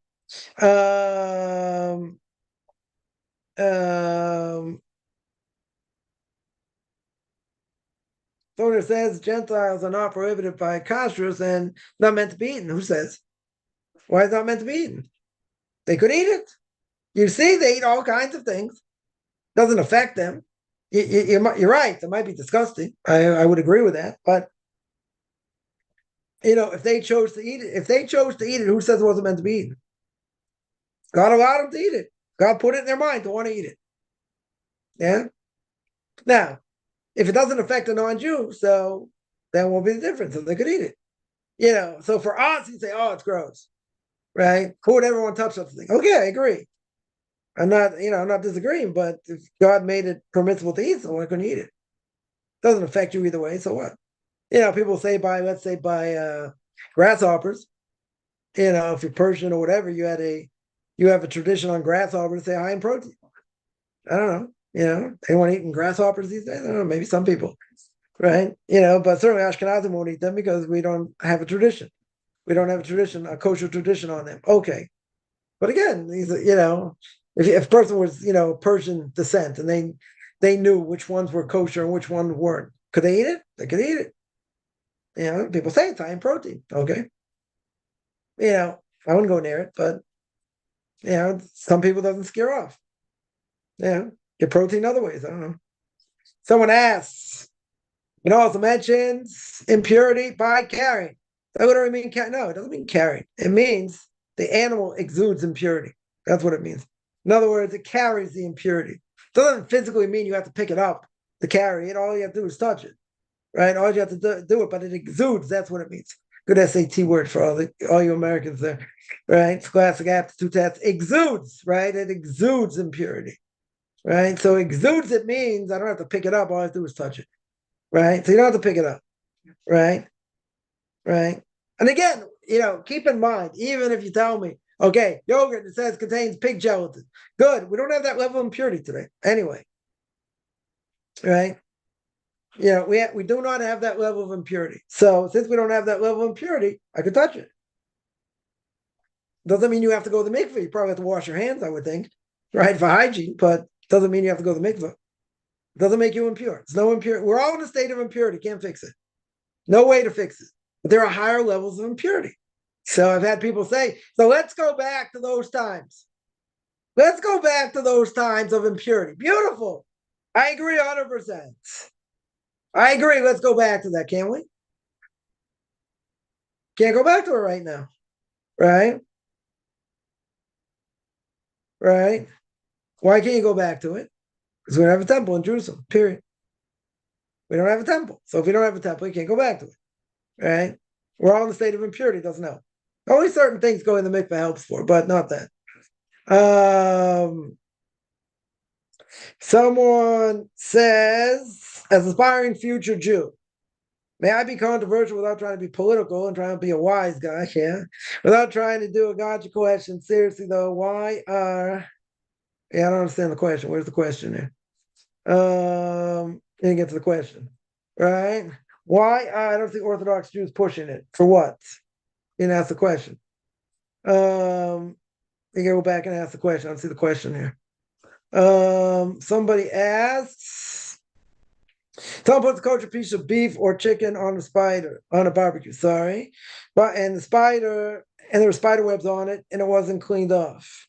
Does the spider web make the kosher meat non-kosher? I don't think so. And it has to be, you have to have a spider there to make it non-kosher. So, if you didn't take it off, unless the spider puts, I don't know, cooties on the web or part of itself on the web, then it's part of the spider. But even if you cook part of the spider with it, even if you cook part of the spider with it, what's the transgression here? It's only if it's a full form. In other words, it has to be an entire entity. Right? If a person ate a bug, a tiny bug, a flea, and it was intact, that's probably 3, 4, 5, 6 prohibitions. What if it was cut up? What if it's ground up? Then there's no prohibition. The prohibition is on it's got to be in its full form, right? It's got to be in its full form. So even if you had, let's say, I don't know, spider legs, part of a spider leg got in the web, that got on your burger. Could you eat it? Could eat it. First of all, there's nullification. That's for sure. Forget about the gross part. But there'd be nullification. It's not a full body. It's not a full animal, not a full insect, let's say better. If it's a full insect, fine. If it's part of an insect, right? You didn't transgress over here. I mean, it's gross though. Definitely gross. Always check your barbecue first when you're cooking something. Someone who says majority of those who receive sex change go on to commit suicide also, right? They're seriously messed up. If you would ask them, even if someone's homosexual, right? Even someone's homosexual, if you would have asked them, if you had a choice, would you rather be straight?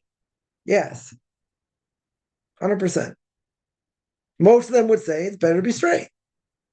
Right? And they're just messed up in general. Some sort of mental disorder, whatever it is. Right? Some sort of that type of issue. It's not a normal thing. But I did see a study once done, I think, I forget how many homosexuals they interviewed, but many of them said they wish they were straight and they wish they were normal, but they're not. But they're not, right? So they pay a price. They for sure pay a price. Somebody asked, let's see if the question came back. Somebody asked, will we be forgiven for not making Aliyah? No, because of the cost of living in Eretz Yisrael. So I'll tell you like this: one of the things the person has, they want, if they want to come to Israel, is, what they say: how do you make $1 million in Israel? You bring 2 million with you. It's high inflation everywhere, right? The cost of living is very high everywhere, right? Israel happens to be very expensive. That is true, right? That 100% is true. But if a person can't make a living here, they make a better living elsewhere, then they don't have to come. If they learn better elsewhere, or let's say they're looking for a marriage partner elsewhere, and it's a better place for them to live, they don't have to live there. It's only a mitzvah if you can do it. It's only a mitzvah if you can do it. But my Rebbe would say, if you're going to come, make sure you have a plan and a backup plan how you're going to make it here, right? His father, blessed memory, would say, better be a Jew outside of Israel who yearns to live in Israel than a Jew in Israel who yearns to live outside of Israel, right? In other words, it's a mitzvah if you can do it. Many people didn't get here. So the Gaon never got here. The Chofetz Chaim never got here. It's a big mitzvah. That's no question, but it's not for everybody. It's definitely not for everybody. But, people say, don't you say it's the best place to live if you want to be a Jew? Yeah, but it's not easy. You got to deal with the Arabs, you got to deal with Syrians, you got to deal with, the cost of living, you got to deal with the mentality. I mean, it's an uneasy place. It's an uneasy place to live for a lot of, for a lot of reasons. So do we have other options? Yeah, you don't live in Israel, but you live in a Jewish community. Some communities are stronger, some not, doesn't matter. You try and live in a strong Jewish community, right? And a place where you're going to grow the best spiritually. Again, everyone has, every place has benefits and not, and things that take away from it. I mean, you live in the States, let's say, for example, the cost of tuition, if you have children going to school, is up to gazillas, like college tuition, right? Most people's money, even if you're making $100,000 a year combined, if you're married or whatever, right? That, if you live in New York, you're I don't know if you're breaking even or not, just because of the amount it costs to send your kids to school, in food and rent or mortgage and a car, that's where your money goes. If you're putting money away, you're lucky. You're lucky. Back in the day when I was in New Jersey, like 20 years ago. So, it was $400 per kid per month. Yeah. So if you had, that was in New Jersey, it's a little bit cheaper, let's say. So let's say you have 3, 4, 5 kids. That's $2,000 right there. Just in tuition. We're not including rent or mortgage. We're not including a car, right? You're not including food, right? So most people today, that's the single hardest thing for them outside of Israel's tuition. Here, tuition is like relatively, minimal. It's minimal, and health insurance is minimal, but food's expensive, and you make less money. You make less money here, so like certain things offset. But a person should live, should be in a place to try and maximize the best they can be. It's not easy, right? So someone here mentions, right, school universities was free in Europe. Okay, but again, there are other things that cost money that could offset, right? Israel's not an easy place to live for the mentality is very hard in general. Not to mention cost of living. Cost of living, it's high, but it's high everywhere. So the only difference is, the only major difference is people make less money here. So if a person made more money, let's say they're making money online, okay, so that would offset. So you make, a person made American salary living here, good, right? Again, so expensive, so other things may offset, very good. But, if you're making an Israeli salary, depending on what you're doing, unless you're in high tech, you're scraping by like everybody. So everyone's in the same boat, some better, some worse, unless you're in a better field. Become a doctor, here you're not making any money. You're not making so much money, right? So, and they have plenty of lawyers here. It's hard to make it in this market. Whatever, there are fields that are good to be in, but still, still not, making like, what they would make in the States or maybe other places.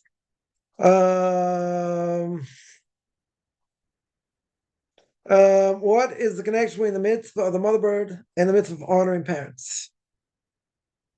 Good question.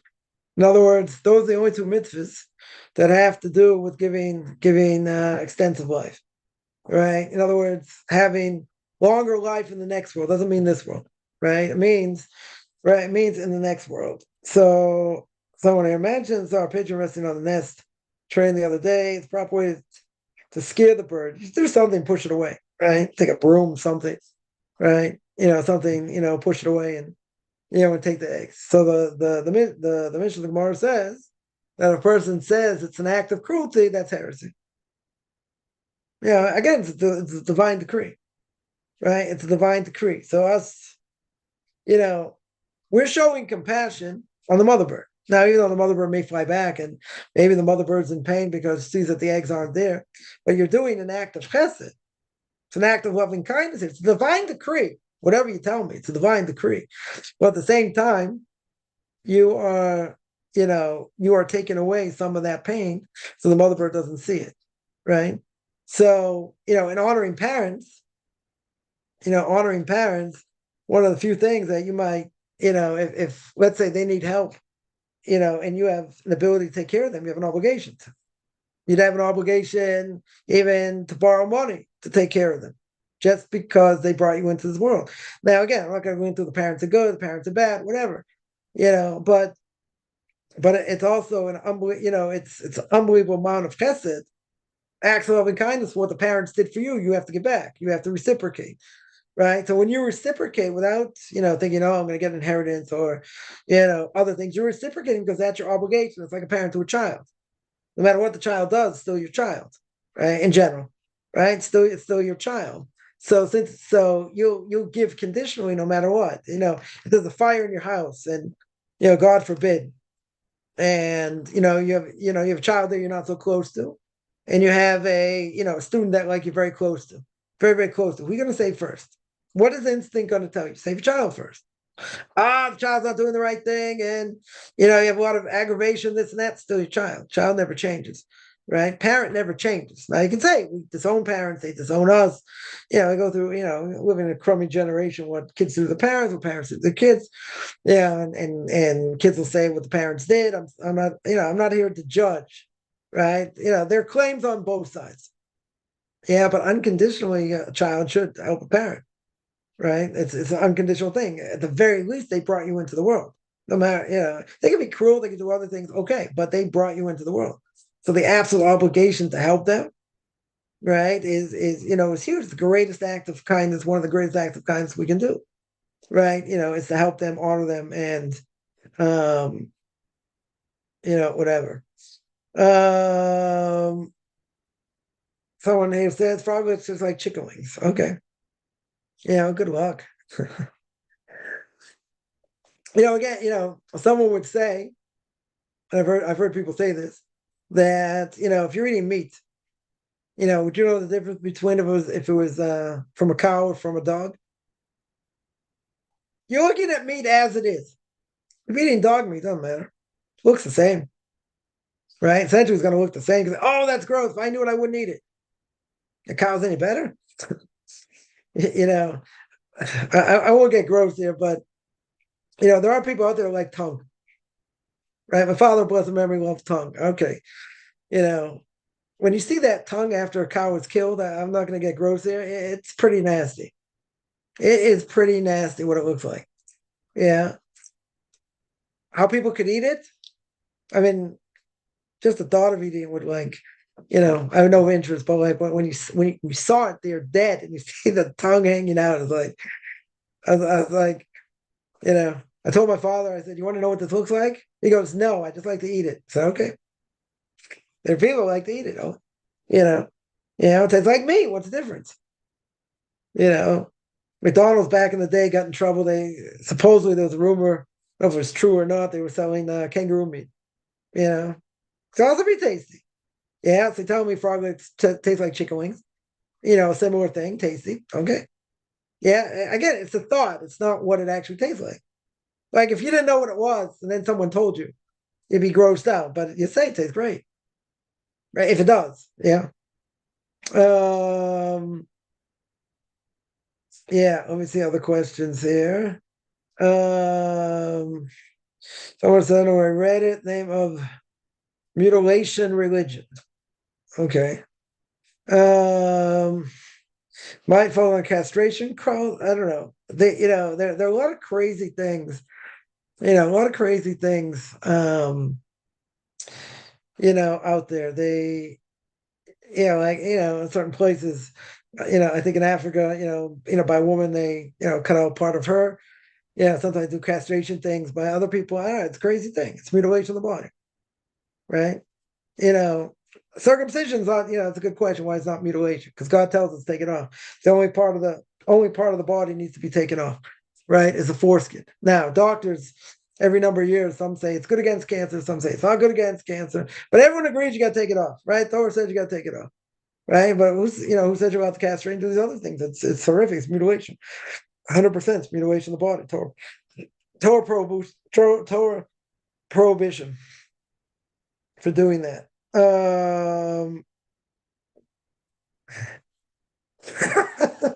Someone has said you need 3 million, 1 million to pay to let you leave, right? Also good points. Very good points. Let me see other questions here. If someone is born hermaphrodite, are they halachically allowed to transition to a specific gender? So they're going to have to, right? They can't stay both. Never going to be able to stay both. The question is, the Gemara seems to say that they stayed with both for a while. So the question is, if they have, female parts, they're exempt by mitzvahs bound by time. Yeah. And by the male part, they have what? They have, they're obligated in everything. So yeah, it's a whole question what they're obligated and what they're not obligated. Could they transition? They're gonna have to, right? They can't stay that way for forever, right? There was the question that comes up in the Mishnah of the Gemara is, what do you do with such a person? What do you do with such a person? Are they male or female or both? And what are the ramifications halachically with mitzvahs they have an obligation to do? You got somebody like that. What do they sit with? They sit with the men. They sit with the women, right? But yeah, they, those were cases that they had. Obviously, a person would have to transition one way or the other, right? That's what they'd have to do. Now again, in this case, they did it very young. You're gonna have a lot of problems when they're older. So to this person, they did it while they were young, and they felt they got the wrong end of the deal. So they wanted to be one and not the other. So they switched back.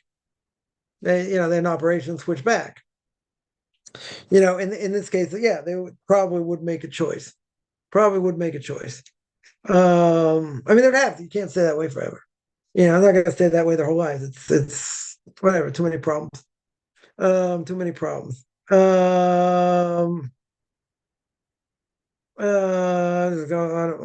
say. The idea of killing animals for food or sacrifice would feel like cruelty. That is why is it cruel? Why is it cruel? God gave us a command that we're allowed to eat meat. Yeah. So we have to, which animals are kosher, and we have to know how to ritually slaughter. Very good. So someone will say, but beginning of time, God gave the command to man, only vegetables. So the vegetarians will say that's a higher level. Eating meat's not, we shouldn't be allowed to eat meat. But the Torah says we're allowed to eat meat. God saw that man's going to want to eat meat. So he gave a command, we're allowed to eat meat. Very good. Yeah, why is that cruel? Animals are used for whatever we want to use them for. I want to kill an alligator to make alligator boots. What's the problem? Got to kill it in a humane way. Okay. So you kill it in a humane way. Very good. So what's the problem? I want to take, 500 minks and make a fedora, make a strimal. What's the problem? All those PETA activists, whatever you call it, they'll be jumping up and down. That's cruelty to animals. Why is it cruel? Why is it cruel?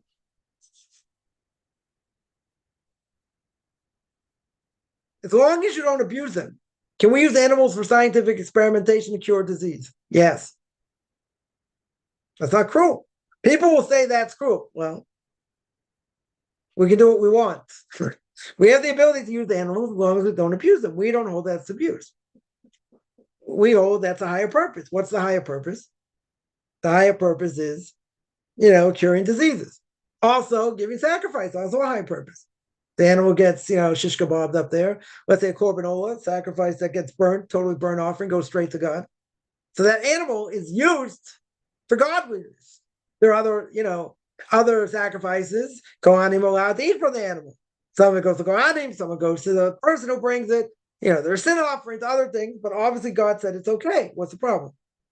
Right? What's the problem? God says it's a direct command. It can't be cruel. We don't understand it per se, but it doesn't mean it's cruel. And people got all these ideas and they think, oh, this is bad and that's bad. Like they understand God's will. Like they understand God's will. God said, you got a command. You bring this up as a burnt offering, or you bring this up as a what do you call it? As a sin offering, or as a Thanksgiving offering, or different things. Some you can eat of it, some you can't. Some goes on the altar, some doesn't. Yeah, there are all these other things going on. Why it's done? But yeah, face value, I would agree. But it can't be cruel. If a person says, for instance, this is where the vegans get in trouble. Some of them. If they say, I'm not going to eat meat because it's cruel to eat meat, that is 100% heresy according to Torah. 100% heresy. If you say, I don't like meat, I don't like the texture of meat, I don't like the way I feel when I eat meat, okay. There are people who don't like to eat meat, okay. They have to eat chicken. I don't like chicken either, okay. But if a person says, I don't like it because it's cruel, that's heresy. Right? You get these these ultra vegans, they go that far. So if you don't like it, fine, you don't like it. But to say that it's cruel to eat them, yeah, that's heresy. Right? That is heresy. Someone says, how do you determine which gender is the right one? That's a good question. That is a good question. How would they determine? I don't know if you can go wrong over here. It could be what the person feels they really are. How do they determine what they are? I don't know. That I don't know.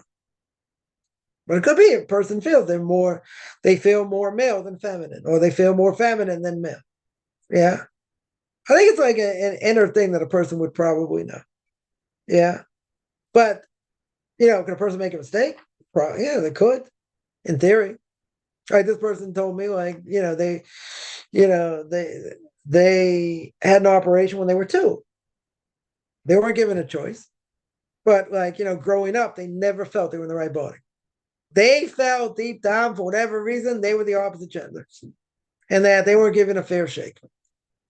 Now, again, from that, can I deduce that people in such a thing are really going to feel which way is one way over the other? I don't know. It's a good question.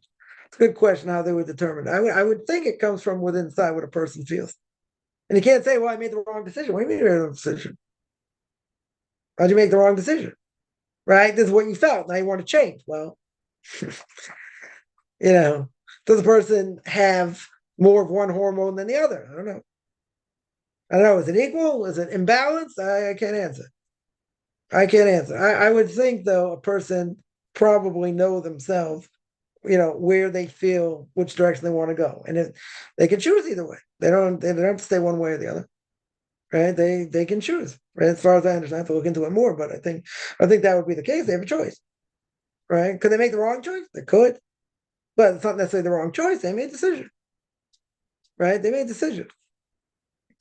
From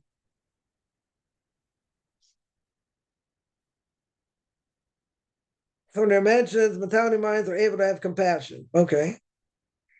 Well, what's more obvious? That's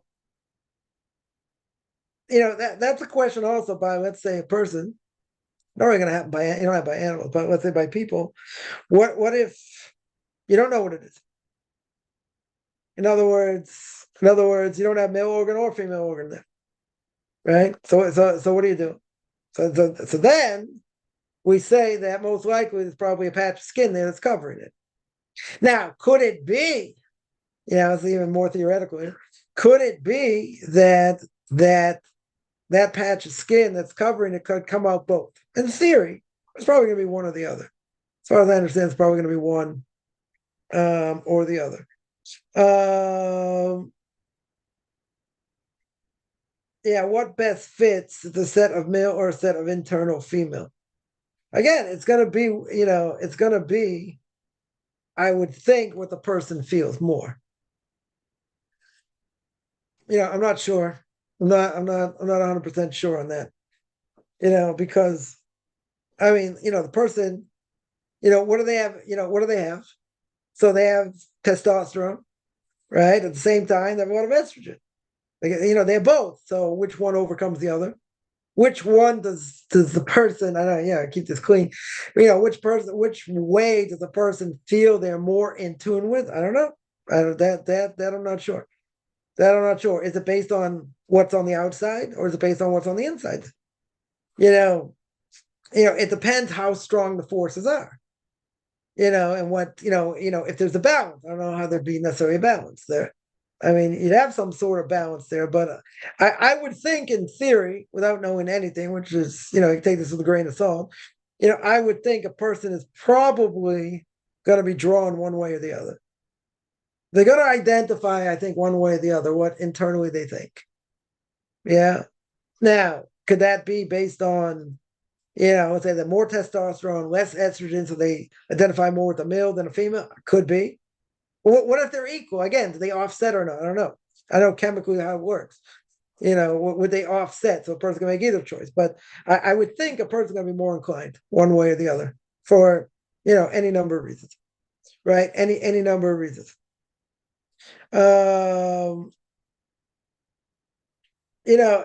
Could a person identify with, being a male, but also be more feminine? Theory. Yeah, not usually the case, but like people say, well, you can train a guy to be more feminine. I don't know. It depends, be more compassionate, more loving, more this. There are people out there, sometimes, I don't think it's a majority, but sometimes you have men could be, extremely compassionate. I'm not saying they're necessarily feminine, but it could be extremely compassionate, this and that. But most like there's a major difference here, like, especially when it comes to Jewish law. Like, someone stole money, so what's the guy gonna say? He's guilty, 100%. He's guilty. He's got to pay it back, right? He's got to pay it back. A woman may say, no, you gotta understand, his family was starving. The other people weren't gonna need them. They're not gonna miss the money, and that's the only reason they did it. But you got to see what these people were going through. And what's the guy gonna say? No, he's guilty. Right? He's gonna pay back. He's gonna pay double. Whatever he's gonna pay, he's gonna pay back. Right? Now, could a guy be more sensitive? Could be. Comes in front of a basin. The basin has compassion. Basin could say, they tell the person that stole from, listen, really, he's guilty. Really, 100% he's guilty. And really should pay. But then they bring out other things about the person's life. Yeah, and they say, went through this, went through that. Now the other person can say, I don't care, he still has to pay, right? They can tell the basin, like, he still has to pay, right? He's still guilty. Could they show compassion of like what's going on? A guy can do that. Is it more inherent in a guy than a woman? No. In general, not according to the nature.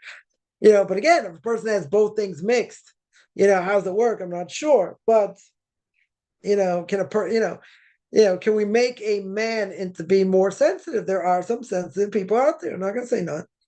There are sensitive people out there. But again, by nature, a man's not necessarily so sensitive more than a woman. Not usually.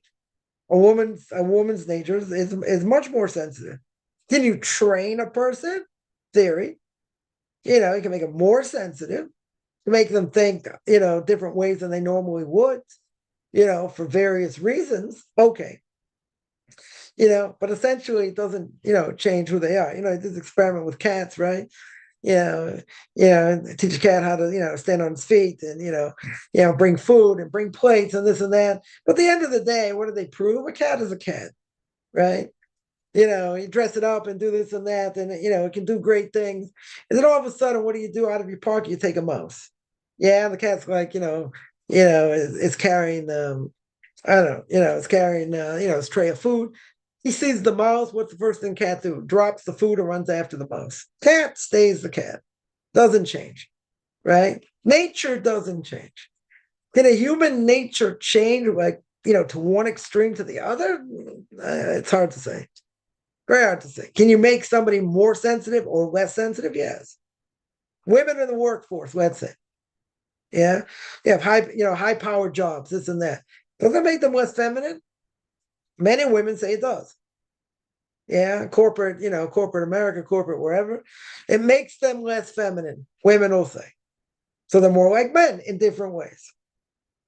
So they become more harsher, different things. Can that change by the environment? Sure. Does it have an effect? Of course it has an effect. Yeah. Doesn't take away from what a woman is, and that she would be, probably much more caring and much more, in that sense, more than a guy. But can the environment change that? Could. Very well could. It's not going to change totally. 100% it's not going to change totally. Yeah, it has to be a balance. But again, the nature of a person is what they are. Right? That's why women can't be judges. Well, women are excluded from being judged for the exact reason why we said. Because a guy's going to say he's guilty. We don't care why he did it. He's guilty. And a woman's going to have much more compassion. Because no, you don't understand what he went through. Doesn't mean to have, she can't learn the same things. She's not going to come to the same conclusions. She can't learn these things. We're not saying that. Right? Mentality is different. You need someone to be objective. Can't, when it comes to being a judge, for instance, you have to be objective. There are certain things you're subjective of, but the majority time you have to be objective. Right? And not go by emotion. Women a lot of times go by emotion. And sometimes it's hard for them to be objective because their heart is torn. Okay. Right? Can women be strong, stronger than men, in that sense, and also be, not subjective to anything? Sure, they could. Is that their nature? Is that their nature in general? Not usually. Right? It's not usually their nature. So even if a person becomes, let's say a woman becomes less feminine being in the corporate workplace, okay. Does that mean she, her nature totally changed? And she, never has any of these feminine characteristics anymore? Never. Still there. Doesn't change 100%. Same thing, even if a guy goes, becomes a little more feminine, a little more compassionate, whatever. Does that change the fact he's a guy? No. Doesn't change the fact. It just means he has, he can be more, I don't know, more subjective, more, more compassionate, but it's not necessarily in their nature.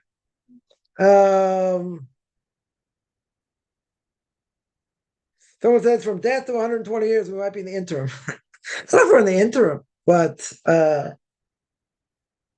who said the person only has to live to 120? They could live longer, right? But we normally say, up to 120. But I once told someone who, was much older, so I gave them blessing. She lives to 120. He's like, not me. I don't want to live to 120. I'm already old, can't see, can't hear, this, that. Like, don't give me that blessing. Like, it's a blessing, though. But the older you get, once your body stops to function and this and that, nobody. It's hard. People easier. It's easier for them to transition. Why is it easier to transition? Because they can't do as much as they used to do. They don't hear as well. They don't see as well. They become a burden to others sometimes. But again, we're in this world, right? We're in this world. So like, a person 60 or over is like, okay, next 60 could be easier, right? Next 60 years. Right. As my Rebbe said, when you're 50, that's when the Levites stop working. When you're 50, that's when you start already thinking about the next one. That's when you're already thinking about you going to the grave, because kids, their body changes, right? They stop working for exactly that reason. Yeah. So, you got to start preparing for the future, even younger than 60. Yeah. Let me see any other questions here. Someone said they warned my mother about not praying to JC. Okay. So they want to listen. Okay. Okay. So what do you do? So you do what you can do. They don't want to listen, it's not your obligation. Definitely not your obligation. Could be for a Jew. You try and do whatever you can, try and bring them back. Even if they don't listen, even if they're going to slap you upside the head, okay. But still, for a non-Jew to try and convince non-Jewish parent or child or sibling or whatever, they can try. No obligation. Definitely no obligation. If they want to, okay. Do they have to go so far as a Jew would and try and explain to them and and whatever, draw them close? No. If they want to, can they? They could. Don't no obligation. Right?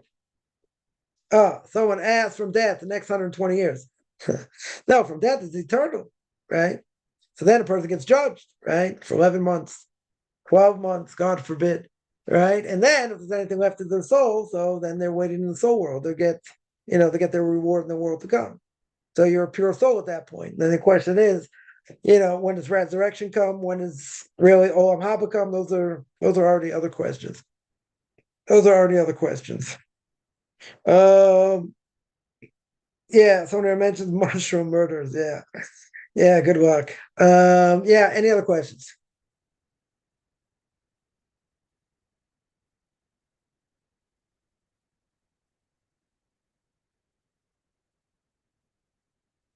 Yeah, that whole thing about the next world and when Olam Haba is considered the next world, when's resurrection and where it all fits in. Yeah, it's a big question.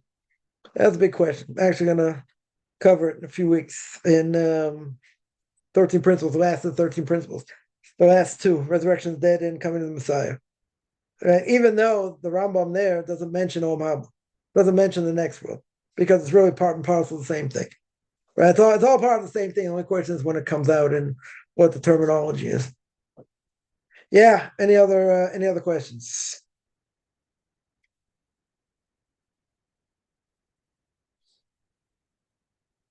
All right, I'm gonna stop here. I do this every Sunday. 9 o'clock Eastern Time, 4 o'clock Israel time. Anyone has any questions, find me on Facebook at Michael Kaufman.